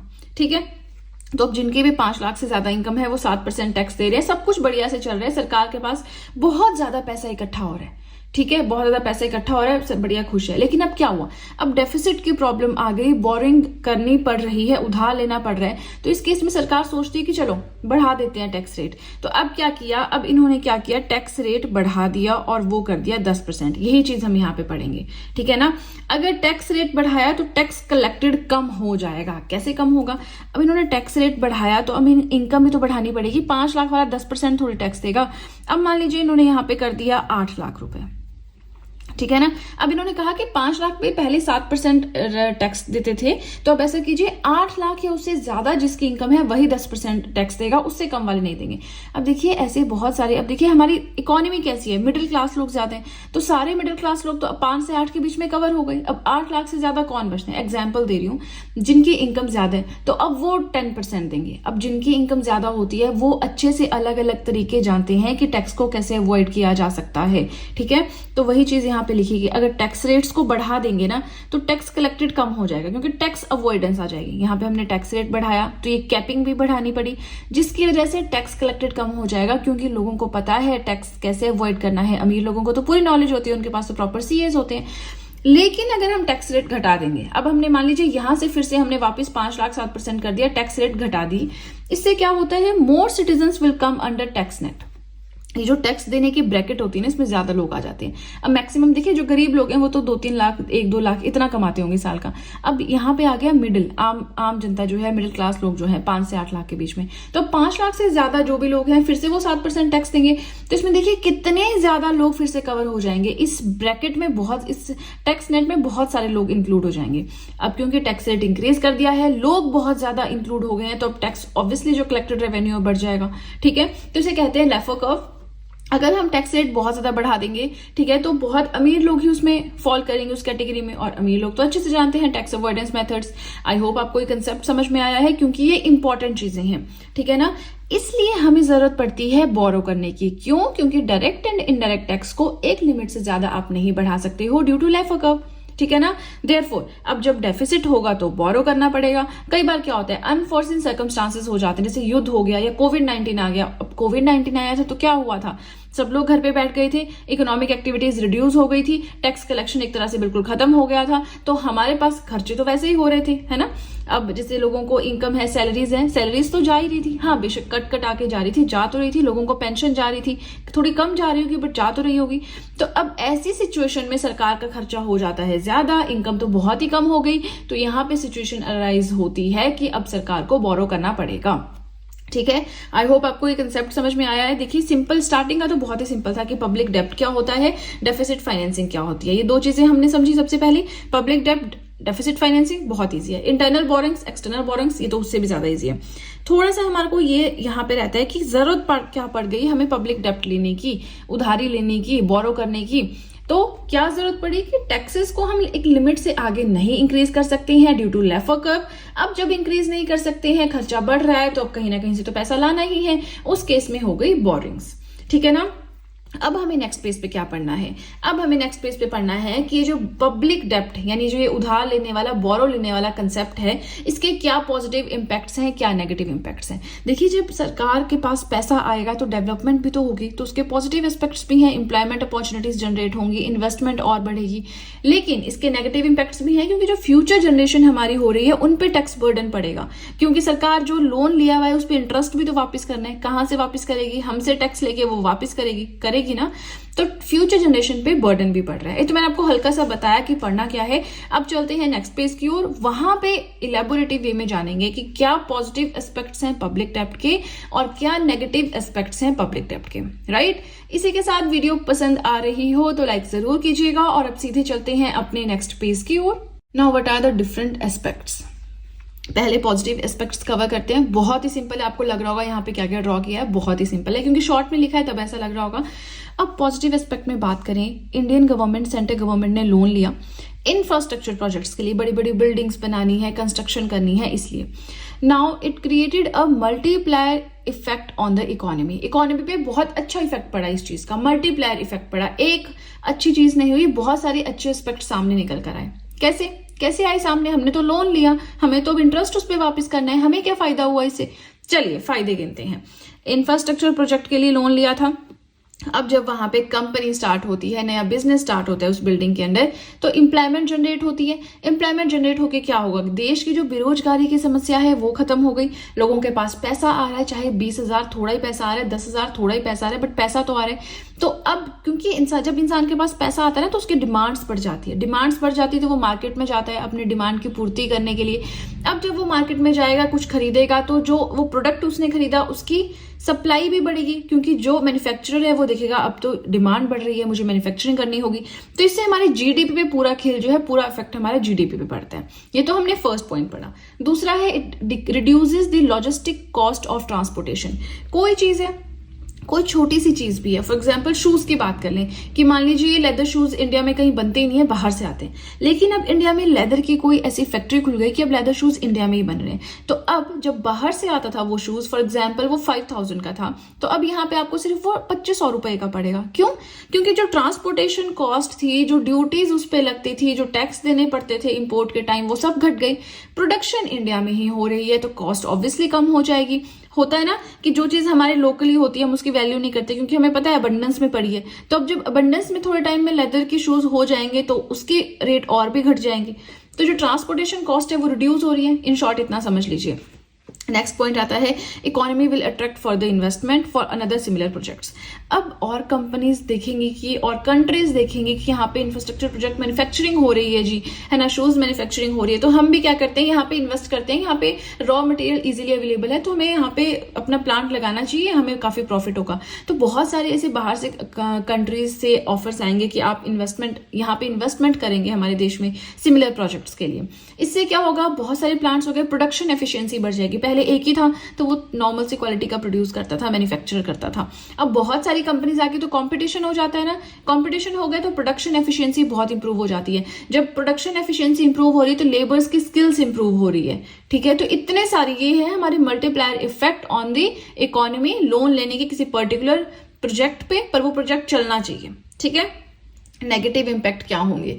अब ऑब्वियसली हर एक सिक्के के दो पहलू होते हैं। नेगेटिव इम्पैक्ट्स क्या होंगे? इन्फ्लेशन, महंगाई आएगी। क्यों आएगी महंगाई?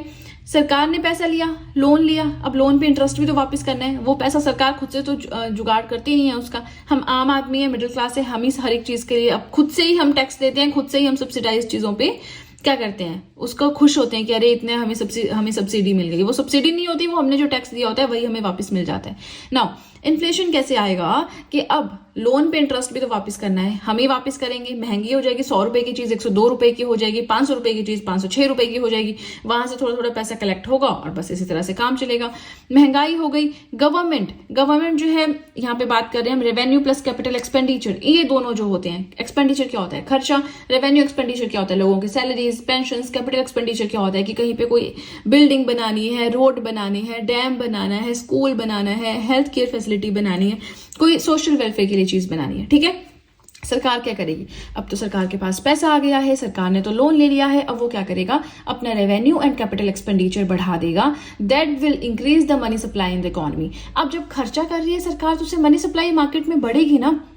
लोगों को सैलरीज थोड़ी सी बढ़ा दी, थोड़ी सी सबकी पेंशन बढ़ा दी, ठीक है, थोड़ा सा जो है स्कूल कहीं पे ओपन कर दिया, तो इससे क्या होगा कि मनी सप्लाई मार्केट में इंक्रीज होगी, लोगों की सैलरीज बढ़ गई, उनके पास ज्यादा पैसा आ गया, वो ज्यादा पैसा यूज करेंगे, मनी सप्लाई मार्केट में बढ़ गई, जिससे डिमांड जो है गुड्स एंड सर्विसेज के लिए इंक्रीज हो जाएगी। और ये क्या है? हमारा इन्फ्लेशन का इम्पैक्ट है। नेक्स्ट आता है public welfare schemes. Negative impact ये है कि सरकार लोन लेगी, फिर वो लोगों की भलाई के लिए कुछ स्कीम्स लेकर आएगी, जो वल्नरेबल सेक्शंस हैं सोसाइटी के उनके लिए स्कीम्स लेकर आएगी। उससे क्या होगा, they do not have any economic return. हाँ, लोगों का भला होता है लेकिन उससे आर्थिक रूप में सरकार को कुछ भी नहीं मिलता है, and it will become a tax burden on future generation. तो अब स्कीम चलाई है, बहुत खर्चा किया है, 4,000 करोड़, 3,000 करोड़, 5,000 करोड़ खर्चा किया किसी स्कीम पे, आपको कोई इकोनॉमिक रिटर्न तो नहीं आ रहा है, मॉनेटरी फॉर्म में कोई पैसा तो वापस नहीं आ रहा है। तो अब उस पैसे को कौन वापस करेगा, किसी ना किसी को तो वापस करना पड़ेगा। सरकार तो ऐसा नहीं करेगी कि आरबीआई को बोला जी नहीं नोट प्रिंट करो और वापस दे देंगे उनको, ऐसा तो नहीं होगा। तो अब क्या होगा, जो हमारी फ्यूचर जनरेशन है उनके ऊपर टैक्स बर्डन बढ़ जाएगा, हो सकता है उनका टैक्स रिबेट भी इंक्रीज हो जाए, because the loan with interest need to be paid back in the future, क्योंकि फ्यूचर में अभी नहीं, धीरे धीरे जो है लोन वापस हो रहा है। तो देखिए टाइम से तो वापस करना पड़ेगा, टाइम से वापस ना करेंगे तो चलेगा नहीं, है ना। चलिए थर्ड पॉइंट आता है कॉम्प्रोमाइज इन द सोवरेनिटी। एक होता है ना कि एक ईगो होता है आपका, है ना, अगर आप किसी से उधार लेते हैं तो आप थोड़ा झुक जाते हैं, है ना। तो वैसे सोवरेनिटी जो है किसी भी कंट्री की वो झुक जाते हैं, जो प्रभुसत्ता है वो थोड़ी सॉफ्ट हो जाती है। हमें जो जिस भी फाइनेंशियल इंस्टीट्यूशन से हमने पैसा लिया है उनकी बात सुननी पड़ती है, उनकी पॉलिसीज में उनकी एडवाइस लेनी पड़ती है, उनकी टर्म्स को मानना पड़ता है, ठीक है। तो वही चीज है कि फाइनेंशियल इंस्टीट्यूशन जो है वो इंटरफेयर करना स्टार्ट कर देते हैं, they will dictate their own terms, वो अपने टर्म्स लगाएंगे, क्योंकि हम टाइम पे पैसा वापस नहीं कर रहे हैं, पिछले 3 महीनों से हमने कोई भी किश्त नहीं दी है, वर्ल्ड बैंक से पैसा लिया था, अब किश्त नहीं दी है, तो वो क्या करेंगे, अपने टर्म्स जो है हमारी कंट्री पे इंप्लीमेंट करना स्टार्ट कर देंगे, and they will try to influence the policy in return. ये जो पॉलिसी है इसको इन्फ्लुएंस करने, जो इंडिया में जो चल रहा है उसको इन्फ्लुएंस करने की कोशिश करेंगे, जैसे कि ब्रिटिशर्स ने क्या किया था, यहाँ पे ट्रेड करने आए थे और यहाँ पे सेटल होके बैठ गए, है ना। क्यों हुआ ऐसा, हमने करने दिया। बोलते हैं ना कि इंडियंस बहुत भोले भाले थे, उनको उनका कंसेप्ट ही समझ नहीं आया, उन्होंने उनको व्यापार करने दिया और धीरे धीरे व्यापार करते करते वो यहाँ पे प्रशासन करने लग गए। और इंडिया का हेड, हमारे देश का हेड जो कि वाइस रॉय होता था, वो एक ब्रिटिशर था। तो ये बहुत सोचने वाली बात है ना। चलिए, किसी से उधार लेते हैं तो फिर हम थोड़ा झुक जाते हैं उस इंसान के आगे, वो कभी बोले कि यार ये कर दो वो कर दो, उसका काम करना पड़ता है। तो ये उधार लेने का कंसेप्ट बड़ा खराब है ना।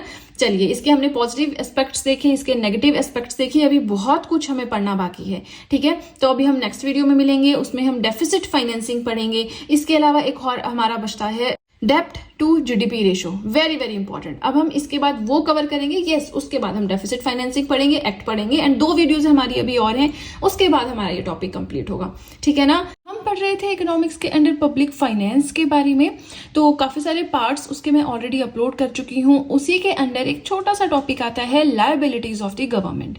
तो अब लायबिलिटीज क्या होता है वो तो मैं आपको बहुत अच्छे से बताऊंगी, बट पहले ये बता देती हूँ कि इसके अंडर हमें पढ़ना क्या क्या है।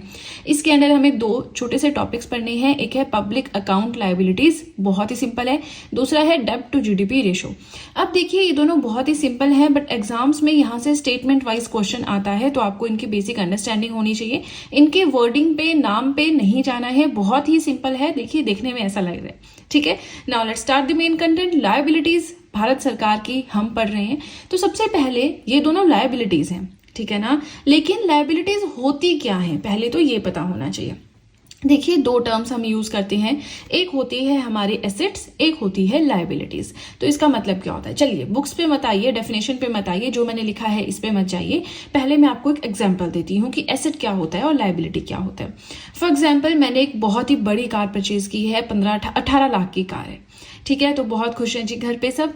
अब कार परचेज कर ली है, घर पे ले आई है, लेकिन किया क्या है, किश्त बनवाई है, ठीक है, इंस्टॉलमेंट्स बनवाई हैं। इंस्टॉलमेंट्स में अब मैं अगले 7 साल तक पैसा दूंगी, और फॉर एग्जांपल कि मेरी इंस्टॉलमेंट, अब देखिए मैंने कैलकुलेट नहीं किया, बट 30,000 के आसपास है और मेरी सैलरी है 55,000, ठीक है। 30,000 के अराउंड सैलरी है, अगले 7 साल मुझे किश्त देना है, और 18 लाख की मैं कार लेकर आई हूँ। तो क्या मुझे इस कार से कोई इकोनॉमिक रिटर्न्स मिल रहे हैं, कोई पैसा मुझे ये कार दे रही है? अनटिल और अनलेस मैं ड्राइविंग नहीं कर रही हूँ, मैं ड्राइवर नहीं बन रही हूँ, वो अपने पर्सनल यूज के लिए कार ले रही हूँ, तो वो मुझे कोई फायदा नहीं दे रही है। इवन अगले 7 सालों के लिए मेरे सर के ऊपर क्या हो गया, रिस्पॉन्सिबिलिटी हो गई है कि मुझे 7 साल बैंक को पैसा देना ही पड़ेगा, अदरवाइज मेरी कार सीज कर लेगा, है ना। तो ये मेरे सर पे क्या होगी, रिस्पॉन्सिबिलिटी हो गई। दूसरा, कार में हमेशा पेट्रोल डलाना है, कहीं भी बाहर जाना है, एवरेज कम है, ज्यादा पेट्रोल लगता है, तो अब मुझे इस कार से कोई भी रिटर्न नहीं मिल रहा है। अपने खुशी के लिए, अपने सेटिस्फेक्शन के लिए मैंने कार ली थी, बट अब ये मेरे सर के ऊपर लायबिलिटी है, एक बोझ है, एक रिस्पॉन्सिबिलिटी है, जो मुझे किसी ना किसी तरह से अगले 7 साल में वापस करना पड़ेगा, चाहे मेरी नौकरी छूट जाए। अपने सेविंग्स में से मुझे 30,000 निकाल के अपने अकाउंट में डालना पड़ेगा, ताकि बैंक वाले 1, 2, 3 तारीख को पैसा काट लें। समझ गए? तो लायबिलिटीज क्या होती है रिस्पॉन्सिबिलिटीज। इसकी जगह पे दूसरा वर्ड हम यूज करते हैं एसेट्स। एसेट्स क्या होते हैं? फॉर एग्जाम्पल मैंने लोन ले लिया, ठीक है, बट उससे मैं क्या कर रही हूँ, मेरे पास गांव में जमीन है, मैं उसके ऊपर घर बना रही हूँ, ठीक है, और जो मेरा गांव है वो सिटी से थोड़ा ही दूर है, तो वो रेंट पे चढ़ जाएगा और मुझे वहां से इकोनॉमिक रिटर्न्स आएंगे। मतलब एक तरह से क्वार्टर पर्पस, रेंटिंग पर्पस के लिए मैं घर बना रही हूँ, तो मुझे वहां से पैसा आएगा। तो अब जो मैंने लोन लिया है, बेशक वो मुझ पे लायबिलिटी है, लेकिन उसको मैं जिस चीज के लिए यूज कर रही हूँ वहां से मुझे पैसा आएगा। तो जो मुझे रेंट आएगा वहां से मैं लोन वापस कर दूंगी। अगर मान लीजिए इसका भी 7 साल का लोन बनता है, तो 7 साल तक पैसा वापस करके उसके बाद जो पैसा आएगा वो मेरा।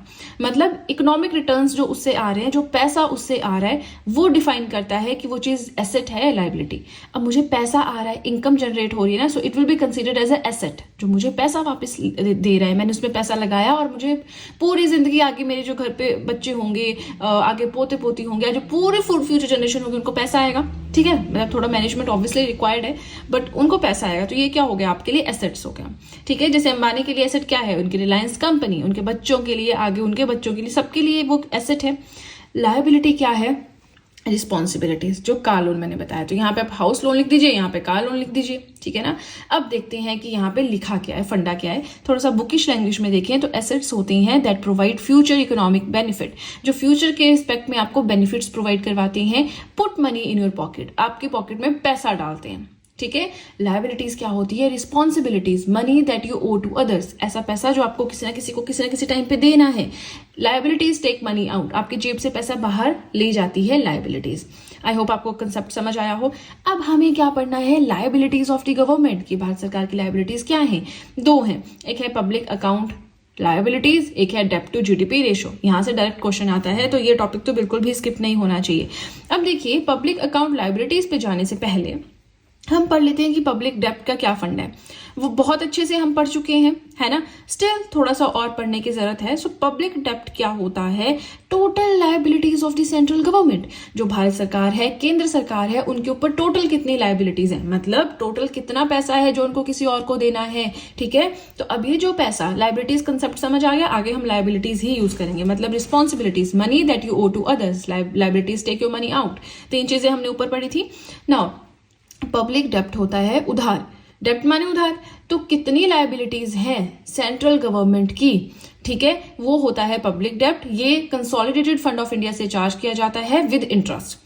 और सीएफआई कौन से आर्टिकल में आता है, ये आप मुझे कमेंट सेक्शन में बताएंगे। इंडियन पॉलिटी में 2 बार पढ़ा चुकी हूँ, एक बार जो एक्सप्लेन्ड प्लेलिस्ट है वहां पे पढ़ा चुकी हूँ, एक बार जो 1 लाइनर रिवीजन सीरीज मैंने स्टार्ट की थी वहां पढ़ा चुकी हूँ, ठीक है। Now consolidated fund of India से ये चार्ज किया जाता है। अब जो बोरिंग होती है वो आपकी इंटरनल भी हो सकती है, एक्सटर्नल भी हो सकती है। इंटरनल क्या है, एक्सटर्नल क्या है? इंटरनल माने अपने देश में किसी स्टेट से पैसा ले लिया, एक्सटर्नल माने आपने किसी फॉरेन कंट्री से पैसा लिया, आपने किसी फाइनेंशियल इंस्टीट्यूशन से पैसा लिया।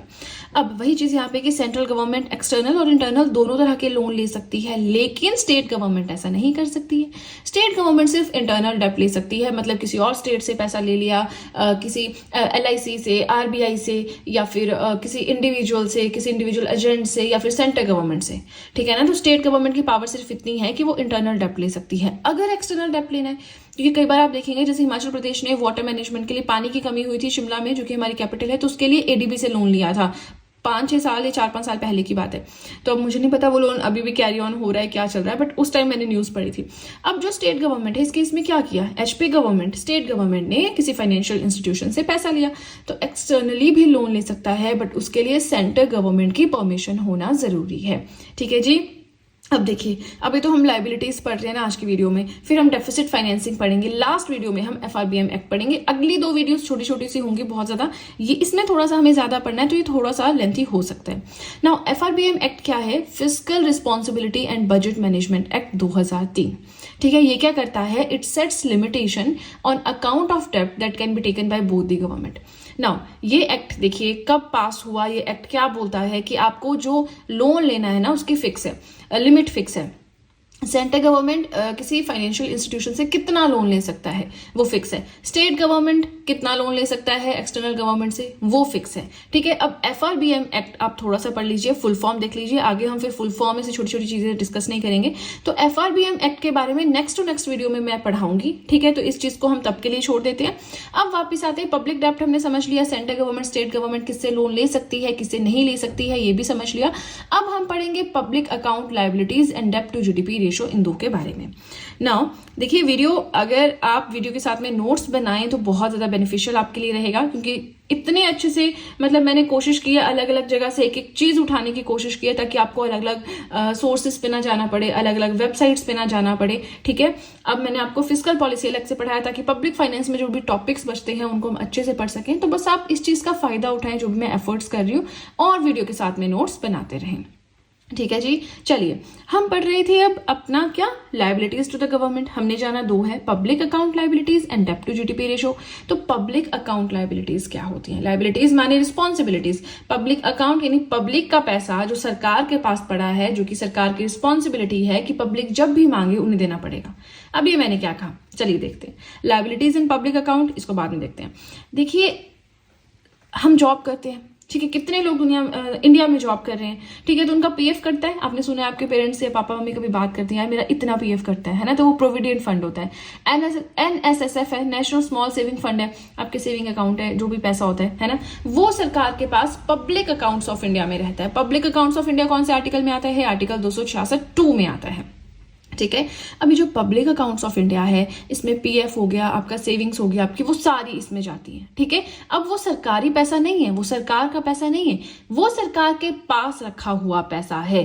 ठीक है, लेकिन ये जो पब्लिक अकाउंट्स ऑफ इंडिया है, ये सरकार के लिए एक लायबिलिटी है। लायबिलिटी क्यों? अब मेरा प्रोविडेंट फंड है, मुझे एकदम से किसी बच्चे की शादी करवानी है, बच्चे को जी फॉरेन में पढ़ने भेजना है, MBBS करवाने भेजना है, बहुत सारा पैसा चाहिए, तो मैं सारा PF निकाल लूंगा, है ना। उस केस में क्या होगा, जो पैसा वहां से निकलेगा तो वो उस टाइम पे सरकार की रिस्पॉन्सिबिलिटी है कि अकाउंट होल्डर जो मेन ओनर है उस पैसे का, जैसे ही वो पैसे मांगेगा वैसे ही उसको एकदम से सारे पैसे देने पड़ेंगे।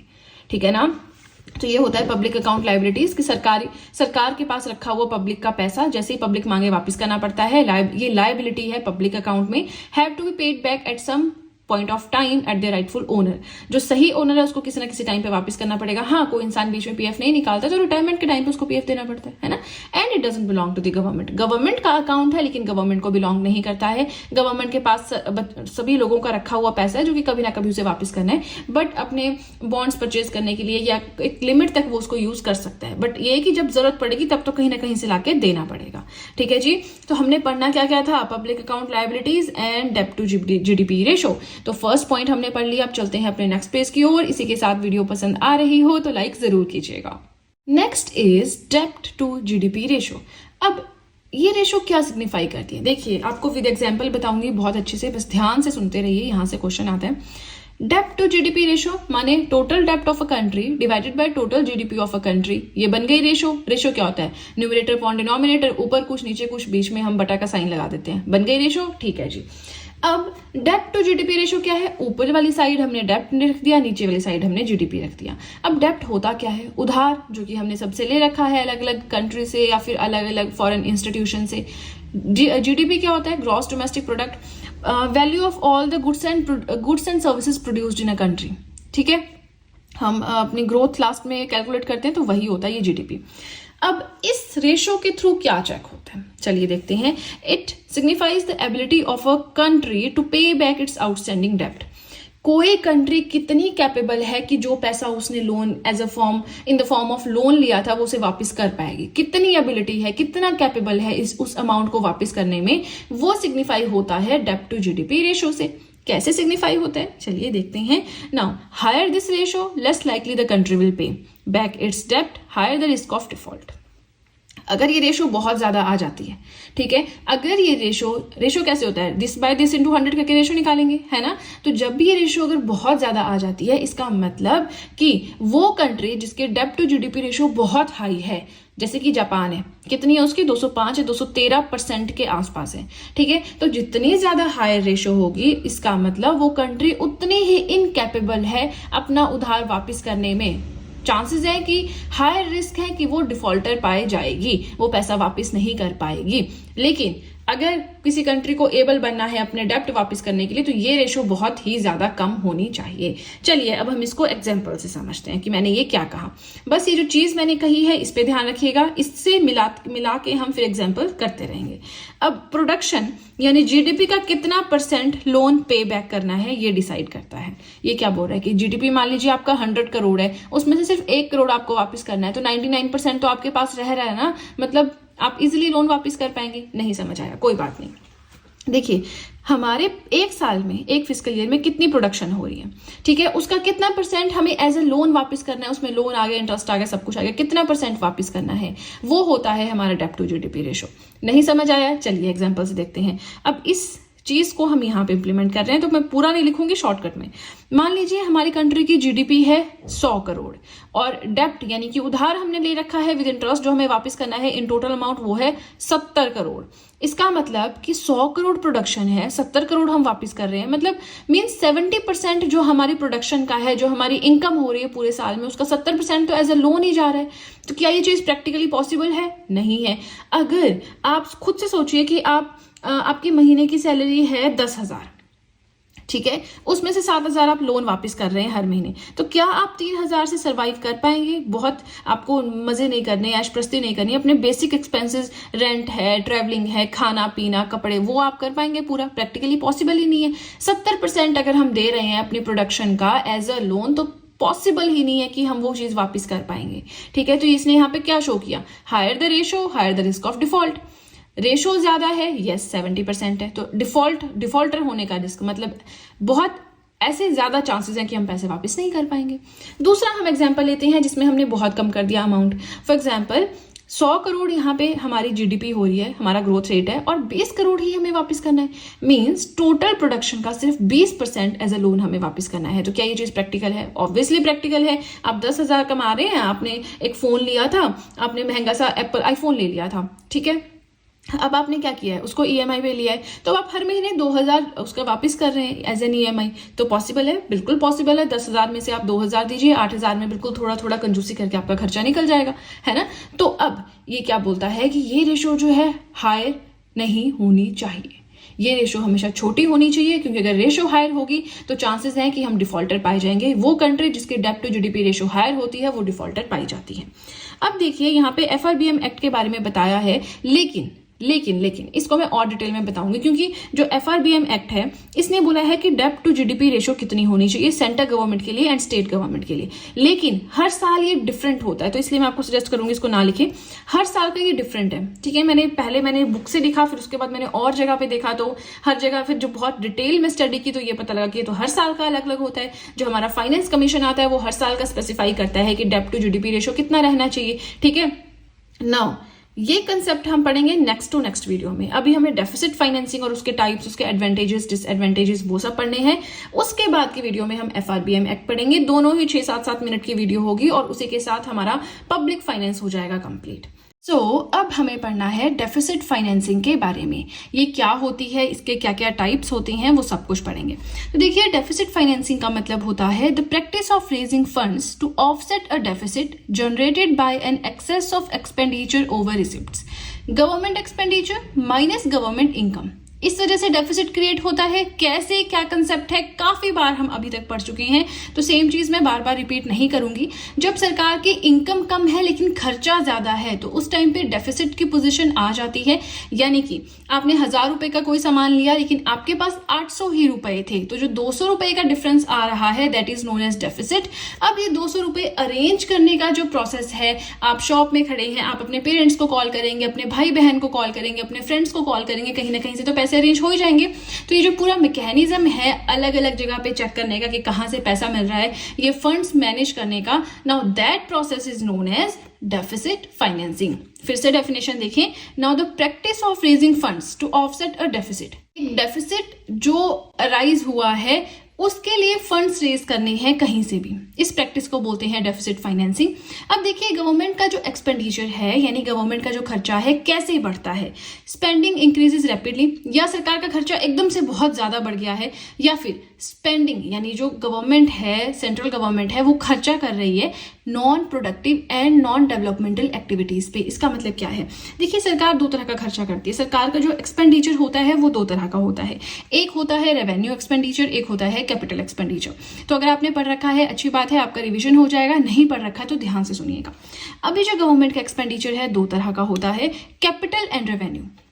रेवेन्यू एक्सपेंडिचर क्या होता है? जिसमें कि रोजमर्रा के खर्चे होते हैं, आपके रिकरिंग जो एक्सपेंडिचर होते हैं, जो खर्चे बार बार होने, जैसे कि पेंशन्स हैं हर महीने जाएंगी, सैलरीज हैं हर महीने जाएंगी, सब्सिडीज हैं हर महीने जाएंगी। तो इस तरह के खर्चे को हम कहते हैं रेवेन्यू एक्सपेंडिचर। कैपिटल एक्सपेंडिचर क्या होता है कि सरकार खर्चा कर रही है, कोई सोशल वेलफेयर स्कीम ला रही है, या फिर कोई बिल्डिंग बनवा रही है, कोई मॉल बनवा रही है, कोई हेल्थ केयर फैसिलिटी बनवा रही है, कोई डिस्पेंसरी बना रही है, अच्छे अच्छे रोड्स बनवा रही है, रेलवे प्रोजेक्ट्स लेकर आ रही है, ठीक है, स्कूल्स बनवा रही है। तो ऐसी कोई चीज, ऐसी कोई कंस्ट्रक्शन कर रही है जिससे सरकार को रेवेन्यू जनरेट होगा इन द फ्यूचर। सो इस तरह के खर्चे को हम बोलते हैं कैपिटल एक्सपेंडिचर। और ये non productive and non developmental activities आती हैं आपके रेवेन्यू एक्सपेंडिचर के अंडर, क्योंकि आपने किसी को सैलरी दे दी, पेंशन दे दी, अब अगले महीने फिर देनी पड़ेगी। उससे आपको कोई फायदा हो रहा है? नहीं, इवन आपका खर्चा ही हो रहा है ना। अब देखिए, गवर्नमेंट के खर्चे या तो एकदम से कोई खर्चा आ गया, बहुत ज़्यादा बढ़ गया, या फिर सरकार खर्च कर रही है उन एक्टिविटीज़ पे जिनसे कि फ्यूचर में कोई प्रोडक्टिविटी नहीं मिलेगी, फ्यूचर में कोई डेवलपमेंट नहीं होगा। ठीक है, ये कुछ रीजंस हो सकते हैं जिससे सरकार का खर्चा बढ़ता है। एंड डेफिसिट क्रिएट हुआ, अब इसको अरेंज करना है। And the practice of raising funds here is known as deficit financing. अब देखिए, आई होप आपको समझ में आ रहा है। कोई भी डाउट हो मुझे कमेंट सेक्शन में बताएं, मैं एक और वीडियो लेकर आऊंगी और अच्छे से एक्सप्लेन करने की कोशिश करूंगी। बट आई बिलीव बहुत सिंपल कंसेप्ट है, तो इसमें कोई आपको इशू आना नहीं चाहिए। आप ऐसा कीजिए, मेरी पब्लिक फाइनेंस जहां से मैंने स्टार्ट किया है वहां से अभी तक की सारी वीडियोज एक कॉन्टिन्यूटी में देखें। आप मेरी इकोनॉमिक्स की जो वीडियोस हैं उन्हें शुरू से लेकर अभी तक अगर आप कॉन्टिन्यूटी में देखेंगे, आपको सब कुछ बहुत अच्छे से समझ आएगा और ज्यादा आप रिलेट भी कर पाएंगे चीजों को। ठीक है ना। नाउ, डेफिसिट फाइनेंसिंग किस चीज में हेल्प करता है? So it helps under developed countries to meet their liquidity needs. Liquidity क्या होता है? पैसे का flow in the form of cash. ठीक है ना। नाउ, जो अंडर डेवलप्ड कंट्रीज हैं जिन्हें बार बार जो है पैसा चाहिए होता है लोन पे, तो उनकी जो लिक्विडिटी की नीड्स है, जो कैश की नीड्स है, उसको पूरी करता है डेफिसिट फाइनेंसिंग। कैसे? डेफिसिट फाइनेंसिंग क्या होता है? किसी भी इंटरनल बोरिंग करना या एक्सटर्नल बोरिंग करना, है ना। ये दोनों क्या होते हैं हमने ऑलरेडी प्रीवियस वीडियो में पढ़ रखे हैं। अब इंटरनली बोरो कर रहे, चाहे आप एक्सटर्नली बोरो करें, इकोनॉमी के पास पैसा तो आ ही रहा है। ठीक है, तो अब उनकी जो लिक्विडिटी नीड्स हैं वो तो पूरी हो ही रही है ना। चलिए, इसी के साथ हमने कंसेप्ट पढ़ लिया। अब हम पढ़ते हैं टाइप्स ऑफ डेफिसिट फाइनेंसिंग क्या होता है। सो 3 तरह की होती हैं ये। फर्स्ट है बोरिंग्स फ्रॉम फॉरेन गवर्नमेंट, किसी और कंट्री की गवर्नमेंट से लोन लेना आता है इसके अंदर। So external loans considered as erosion of nation sovereign decision making. किसी और कंट्री से हमने लोन लिया, जैसे कि जापान की गवर्नमेंट से हमने लोन ले रखा है कि हमें बुलेट ट्रेन चलानी है, तो उसके लिए। ठीक है ना। अब ये जो जब हम किसी भी कंट्री से लोन लेते हैं तो हमारी जो सोवरेनिटी होती है, जो प्रभु सत्ता होती है, जो हमारे होता है ना कि फॉर एग्जाम्पल अगर हम डे टू डे लाइफ की बात करें, अगर आप किसी से उधार लेते हो, फॉर एग्जाम्पल 20,000 आपकी सैलरी है और इस महीने कुछ खर्चा हो गया बड़ा, आपको 5,000 किसी से लेना पड़ा। ठीक है, अब क्या होगा? अब आप अगले महीने की जब सैलरी आएगी तभी उसका पैसा वापस कर पाएंगे। 1 महीना आपको वेट करना होगा, और मान लीजिए वो इंटरेस्ट भी कोई नहीं ले रहा है, वो आपसे 5,000 ही वापस लेगा। लेकिन कभी अगर बीच में उसका कोई काम आ जाता है 1 महीने के अंदर कि यार मेरा रिचार्ज करवा दो, मैं कहीं पे फंस गया हूँ, मुझे लेने आ जाओ कार में या स्कूटी पे, तो उससे क्या होगा? आपके ऊपर रिस्पॉन्सिबिलिटी आ गई ना। अब आपको उस इंसान को आप मना नहीं कर सकते, क्योंकि उस इंसान ने आपको क्या किया है? आपको उधार दिया है आपकी जरूरत के समय, मतलब वो आपका गुड विशर है एक तरह से, तो आप उसको मना नहीं कर सकते, चाहे जो भी हो, चाहे छोटे से छोटा काम हो, उसमें आपका टाइम जा रहा हो, है ना, मना नहीं कर सकते। वही चीज यहाँ पे होती है कि जब कोई कंट्री किसी दूसरी कंट्री से लोन लेती है तो जो उनके डिसीजन मेकिंग पावर है उसकी सोवरेनिटी खत्म हो जाती है, क्योंकि जो दूसरी कंट्री है वो लोन लेने वाली कंट्री के जो पॉलिसी मेकिंग है उसमें इंटरफेयर करना स्टार्ट कर देती है। ठीक है ना। सेकेंड पॉइंट आता है डेफिसिट फाइनेंसिंग के टाइप्स के अंडर, वो है internal borrowings. Preferred management route, सबसे ज्यादा प्रेफर किया जाता है कि आप इंटरनल बोरिंग्स करें। इंटरनल बोरिंग्स क्या होता है? बोरो करना within the territory of India. ठीक है। थर्ड आता है प्रिंटिंग करेंसी, तो सबसे लास्ट ऑप्शन इसे रखा जाता है। एक टाइम पे सबसे पहला ऑप्शन इसे रखा जाता था। कब रखा जाता था वो हम पढ़ेंगे, फिलहाल थोड़ा सा आज मैं आपको बताऊंगी, बाकी हम नेक्स्ट यानी लास्ट वीडियो हमारी पब्लिक फाइनेंस की आएगी कल, FRBM एक्ट की, तो उसके अंडर पढ़ेंगे। ठीक है ना।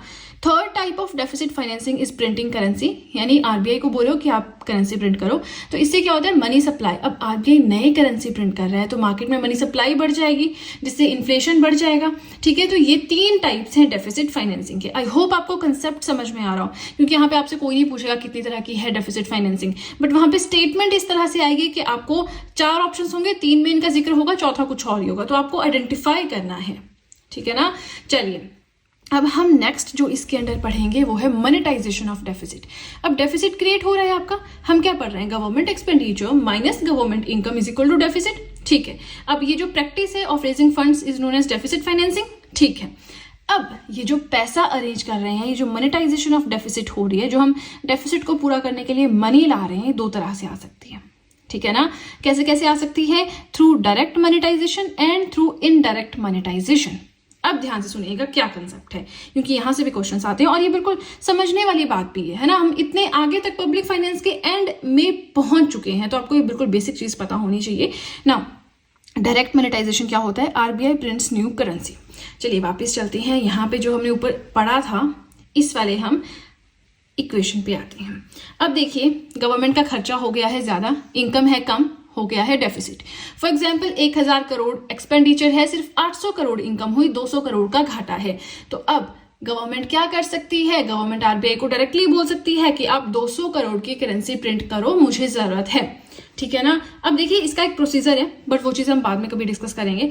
अब जो आरबीआई है, इसका ओनर है कौन, बेशक आरबीआई जो है रेगुलेटरी बॉडी है, सारे कमर्शियल कोऑपरेटिव बैंक्स को कंट्रोल करती है, रेगुलेट करती है, बैंकिंग सिस्टम जो है इंडिया का उसका सेंट्रल एजेंसी है, लेकिन आता तो गवर्नमेंट की ओनरशिप के अंडर ही है ना। तो अगर गवर्नमेंट ऐसा ऑर्डर दे दे कि हमें प्रिंटिंग चाहिए इतने करोड़ रुपए की, आरबीआई को करनी पड़ेगी, है ना।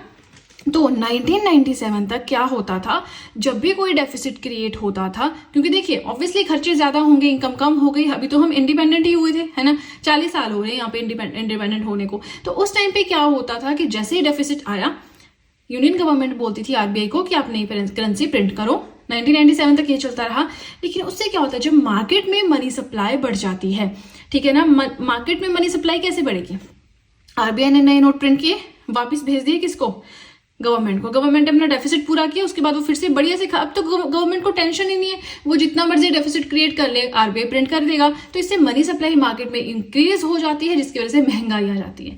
और आरबीआई का मेन रोल क्या है, ये थ्रू अपनी मॉनेटरी पॉलिसी के अंडर जो इन्फ्लेशन है उसको कंट्रोल करना और इकोनॉमिक ग्रोथ मेंटेन करना, ये 2 सबसे बड़े काम है मॉनेटरी पॉलिसी के। ठीक है नाउ, अब ये जो दिक्कत आने लगी, मनी सप्लाई इंक्रीज हो रही है, इन्फ्लेशन आ रहा है, तो इसके लिए आया FRBM act 2003, which stands for fiscal responsibility and budget management act 2003। ठीक है, अब इसके बारे में हम नेक्स्ट वीडियो में पढ़ेंगे, आज नहीं, आज हमें थोड़ा सा और पढ़ना है, एक ही पेज के नोट्स हैं, बस ध्यान से सुनते रहिए। सेकंड हमारा आता है इनडायरेक्ट मोनेटाइजेशन क्या होता है, इसमें आते हैं ओपन मार्केट ऑपरेशंस। इसमें भी कुछ वैसे ही काम होता है, बट थोड़ा डिफरेंट तरह से होता है। इसमें भी आरबीआई हेल्प करता है, लेकिन वो करेंसी की प्रिंटिंग नहीं करता है। डायरेक्ट मोनेटाइजेशन में वो डायरेक्टली प्रिंट करता है करेंसी को, डेफिसिट खत्म।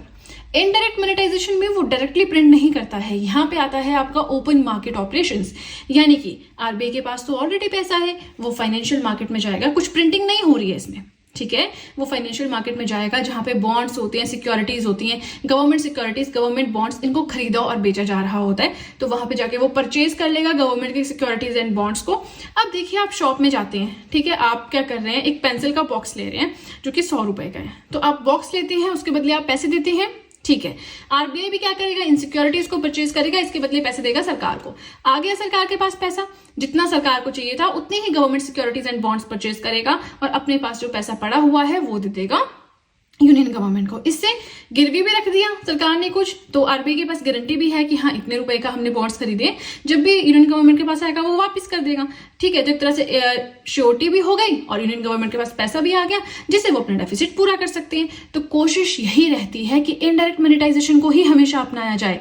बिल्कुल अगर लास्ट ऑप्शन है, कुछ बचा ही नहीं है, तब हम डायरेक्ट मोनेटाइजेशन के केस में आज की डेट में जाते हैं, बट 1997 तक फर्स्ट प्रेफरेंस यही होता था, ठीक है ना। चलिए अब आगे चलते हैं। यहाँ पे आपका क्वेश्चन आता है कि क्या डेफिसिट फाइनेंसिंग गलत चीज है, या डेफिसिट फाइनेंसिंग नहीं बोलेंगे, यहाँ पे बोलेंगे क्या डेफिसिट गलत चीज है, क्या ये सही चीज है, इज इट बैड और इज इट गुड। तो चलिए पहले बैड देखते हैं, पहले बुरे पॉइंट्स देखते हैं, फिर हम पॉजिटिव पॉइंट्स देखेंगे। तो अब डेफिसिट क्या होता है कि सरकार का एक्सपेंडिचर ज्यादा हो रहा है, इनकम कम हो रही है, ऑब्वियसली बुरी बात है, ये तो इक्वल होना चाहिए। देखिए बैड क्यों है, क्योंकि इससे इन्फ्लेशन आता है। डेफिसिट को सरकार कैसे ना कैसे पूरा करेगी, ठीक है। जब पूरा हो गया, जब डेफिसिट पूरा हो गया तो उसके बाद सरकार फिर से खुला खर्चा करना स्टार्ट कर देगी, क्योंकि सैलरीज देनी है, पेंशन्स देनी है, बहुत सारी सब्सिडीज देनी है, जो फार्मर्स होते हैं उनको वेवर लोन वेवर्स देने हैं। तो इस तरह से खर्चा फिर से करना स्टार्ट कर देगी, जिससे मनी सप्लाई मार्केट में बढ़ जाएगा और आ जाएगी महंगाई, ठीक है। सेकंड है मनी इज परचेजिंग पावर में डिटोरिएट। इसका मतलब क्या है, देखिए आरबीआई जब भी प्रिंट करती है या फिर किसी इकोनॉमी में मनी सप्लाई बढ़ जाती है, मनी सप्लाई समझता है कि लोगों के पास बहुत ज्यादा पैसा आ गया है। जब ऐसा होता है तो उस कंट्री की जो करेंसी होती है उसकी परचेजिंग पावर कम हो जाती है, ठीक है। अगर मान लीजिए इंडिया 10 रुपीज में टिकट ले लेता है, 10 रुपीज नहीं बोलते हम, इसको बोलते हैं 10,000 रुपीज, है ना, ये थोड़ा सा आपको वैलिड लगेगा। 10,000 रुपीज में आप पेरिस की आने जाने की टिकट करा लेते हो फॉर एग्जाम्पल। तो अब इसकी परचेजिंग पावर घट गई, तो अब से क्या होगा, 20,000 लगेंगे पेरिस आने जाने की टिकट करवाने की, क्योंकि परचेजिंग पावर घट गई है। तो अब कोई भी चीज, कोई भी सर्विस यूज करने के आपको ज्यादा पैसे देने होंगे, जो चीज गलत है। आपकी परचेजिंग पावर करेंसी की हमेशा ज्यादा होनी चाहिए, ठीक है। ज्यादा हम इसमें नहीं जाएंगे, आई होप आपको इतना सा कंसेप्ट समझ आ गया होगा। अब हम देखते हैं डेफिसिट अच्छा क्यों है ना। डेफिसिट तो बुरी चीज है, ये तो लॉस करवा रही है गवर्नमेंट को, तो ये इन्फ्लेशन ला रही है, ये परचेजिंग पावर को कम कर रही है, तो ये अच्छा कैसे है। देखिए इसमें एक सबसे तगड़ा पॉइंट मैंने लिखा है, that it strengthens the governments financial position. सरकार की जो फाइनेंशियल पोजिशन है उसको स्ट्रॉन्ग करता है। कैसे स्ट्रॉन्ग करता है, ये तो डेफिसिट है, इसे तो बोरो करती है सरकार, घाटा होता है, हम लोन में डूब जाते हैं, तो कैसे हेल्प कर रहे हैं ये, अच्छा कैसे है ये। देखिए डेफिसिट अच्छा है, ये सरकार की फाइनेंशियल पोजीशन को स्ट्रॉन्ग करता है। कैसे, ये फंडा आप समझ लें, ठीक है, बेसिक आपका क्लियर हो जाएगा।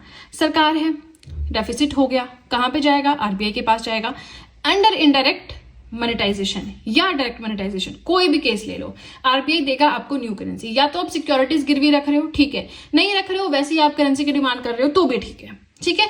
अब डेफिसिट की बात कर रहे हैं, आरबीआई ने गवर्नमेंट को पैसा देना ही देना है, हम इंटरनल बोरिंग्स कर रहे हैं, आरबीआई ने पैसा दे दिया गवर्नमेंट को। अब क्या होगा, गवर्नमेंट अपना डेफिसिट पूरा करेगा, अपने खर्च उठाएगा, मजे से काम करेगा। अब इससे क्या हुआ, मार्केट में मनी सप्लाई बढ़ गई, ठीक है। अब देखिए आरबीआई के पास हमेशा जो है पैसा सरप्लस अमाउंट में रहता है, कुछ ना कुछ अमाउंट हमें हमेशा यहाँ पे रखा होता है। क्या रेट्स होते हैं वो मैंने पहले पढ़ा रखे हैं।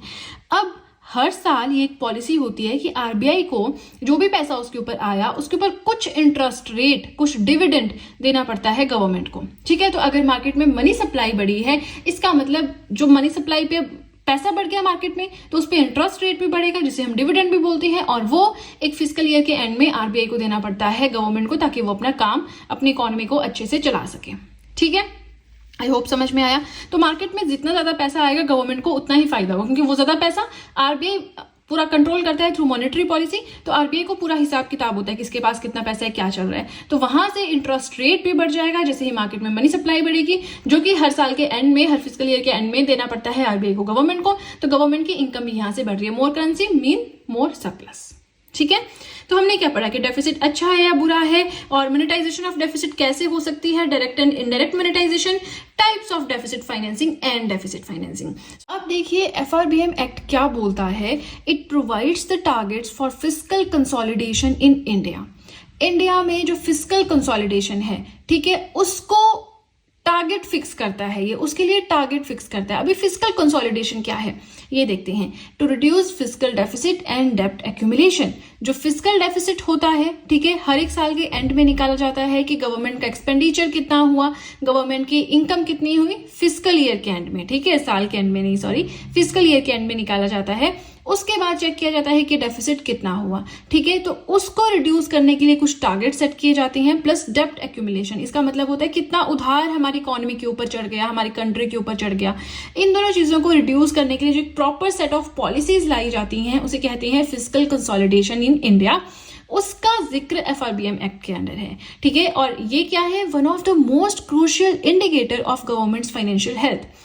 इस एक्ट के थ्रू जब हम फिस्कल कंसोलिडेशन करते हैं, जो फिस्कल डेफिसिट होता है, इसके थ्रू हमें पता चलता है कि किसी भी इकोनॉमी की फाइनेंशियल हेल्थ कैसी है, ठीक है ना।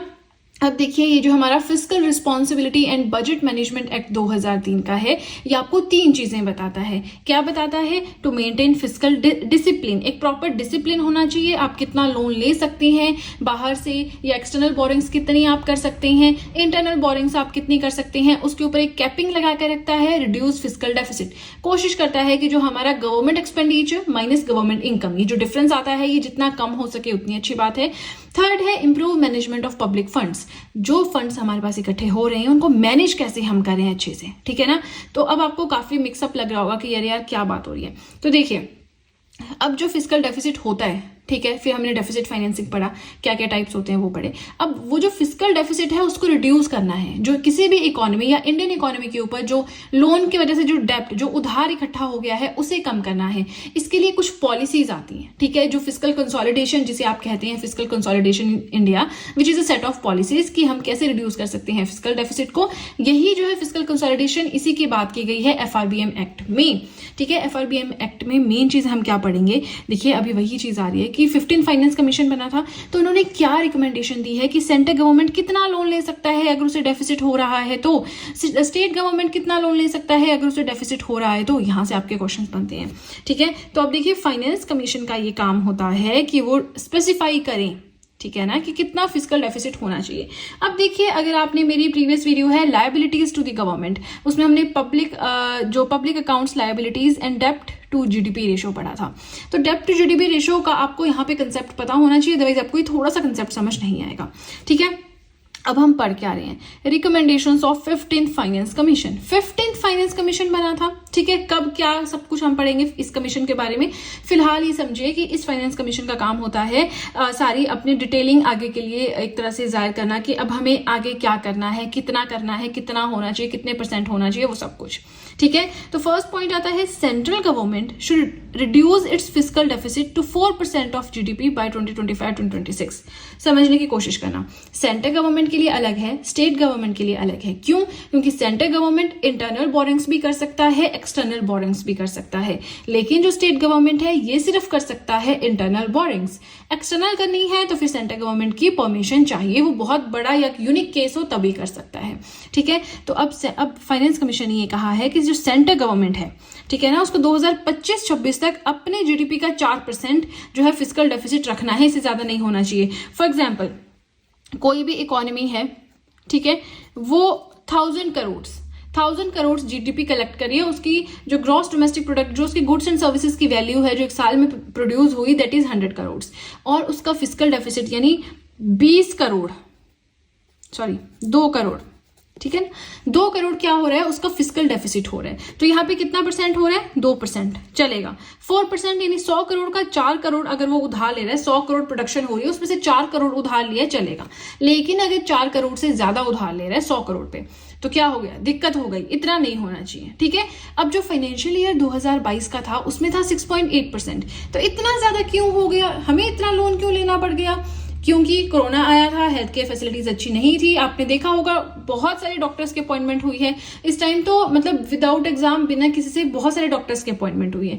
क्यों? क्योंकि चाहिए थे हेल्थ केयर वर्कर्स, चाहिए थे जो सारी सिचुएशन हैंडल कर सके, ठीक है ना। तो अब जो हो गया, बट 2025-26 में टारगेट रखा गया है कि 4% of total GDP central government, इससे ज्यादा नहीं ले सकता है लोन। एंड स्टेट गवर्नमेंट के लिए क्या रखा गया है, पूरा डिटेल यहाँ पे सामने रखिए। अब देखिए ये जो है ना आपका जो फाइनेंस कमीशन है, इसने रिपोर्ट 2025-26 तक 2021-22 से दे रखी है पहले कि इतना होना चाहिए, आपको ऐसे काम करना है, ऐसे नहीं करना है, सब कुछ। तो 2021-22 जो हो गया उसके लिए 4% ऑफ जीडीपी रखा था स्टेट गवर्नमेंट के लिए, कि जितना जीडीपी स्टेट गवर्नमेंट का हो रहा है, ठीक है ना, उसका सिर्फ 4% जो 4% अमाउंट बनता है उतना वो लोन ले सकता है। और अगले साल में यानी 23-24 में 3.5%, और अगले 3 सालों तक यानी 2025-26 तक 3% ले सकते हैं, ठीक है ना। अब मैंने यहाँ पे जिक्र किया था 15 फाइनेंस कमीशन का, तो थोड़ा सा इनके बारे में देखते हैं। देखिए जो मेरी इंडियन पॉलिटी 1 लाइनर सीरीज है ना, तो उसमें मैंने रिसेंटली आपको फाइनेंस कमीशन पढ़ाया, और इवन लेटेस्ट वीडियो मेरी वही है, उसके बाद मैंने कुछ पढ़ाया भी नहीं है वहां पे, तो वो आप जरूर देखें ना। 15 फाइनेंस कमीशन बना था जिन्होंने अपनी रिपोर्ट सबमिट की है फॉर द पीरियड इस पीरियड के लिए कौन है 15th finance commissioner? N K Singh है, फाइनेंस कमिश्नर है। अब फाइनेंस कमीशन की बात करें so it is a constitutional body. Article 280 mainly finance commission से डील करता है। आर्टिकल 280 बोलता है फाइनेंस कमीशन होना चाहिए। आर्टिकल 281 बताता है recommendations to the finance commission. ठीक है, तो ये आपने याद रखना है, थोड़ा सा पॉलिटिको होगा। और ये जो FRBM एक्ट है, it was introduced in parliament in 2000 by Atal Bihari Vajpayee government in 2000, ये हमने पढ़ लिया, बाय लोकसभा। ठीक है ना। तो अब ये हमारा आज का लास्ट टॉपिक था। आई नो पब्लिक फाइनेंस काफी लंबा खींच दिया मैंने, बट एक एक चीज समझानी जरूरी थी। शांति से अगर एक बार पढ़ ले, आराम से टाइम देके, फिर कोई टेंशन नहीं रहती कि कैसे आगे काम चलेगा। ठीक है ना। तो चलिए आज के लिए इतना ही। आई होप मैंने जो पढ़ाया आपको समझ में आया है, वीडियो अच्छी लगी है। और अगर वीडियो अच्छी लगी है तब तो बहुत ही ज्यादा अच्छे से पता है कि क्या करना है। जल्दी से कर दीजिए चैनल को सब्सक्राइब, बेल आइकन को कीजिए प्रेस, सो दैट मैं जैसे कोई वीडियो अपलोड करूं सबसे पहले नोटिफिकेशन आपके पास पहुंचे। प्लस जो भी आपके फ्रेंड्स हैं जो भी गवर्नमेंट एग्जाम्स के लिए प्रिपेयर कर रहे हैं, उनके साथ भी मेरे चैनल का लिंक जरूर शेयर करें, so that in hand written notes का उन्हें भी कुछ फायदा हो सके। तो चलिए फ्रेंड्स, आज के लिए इतना ही। अब हम मिलेंगे नेक्स्ट वीडियो में। So that's it and see you soon.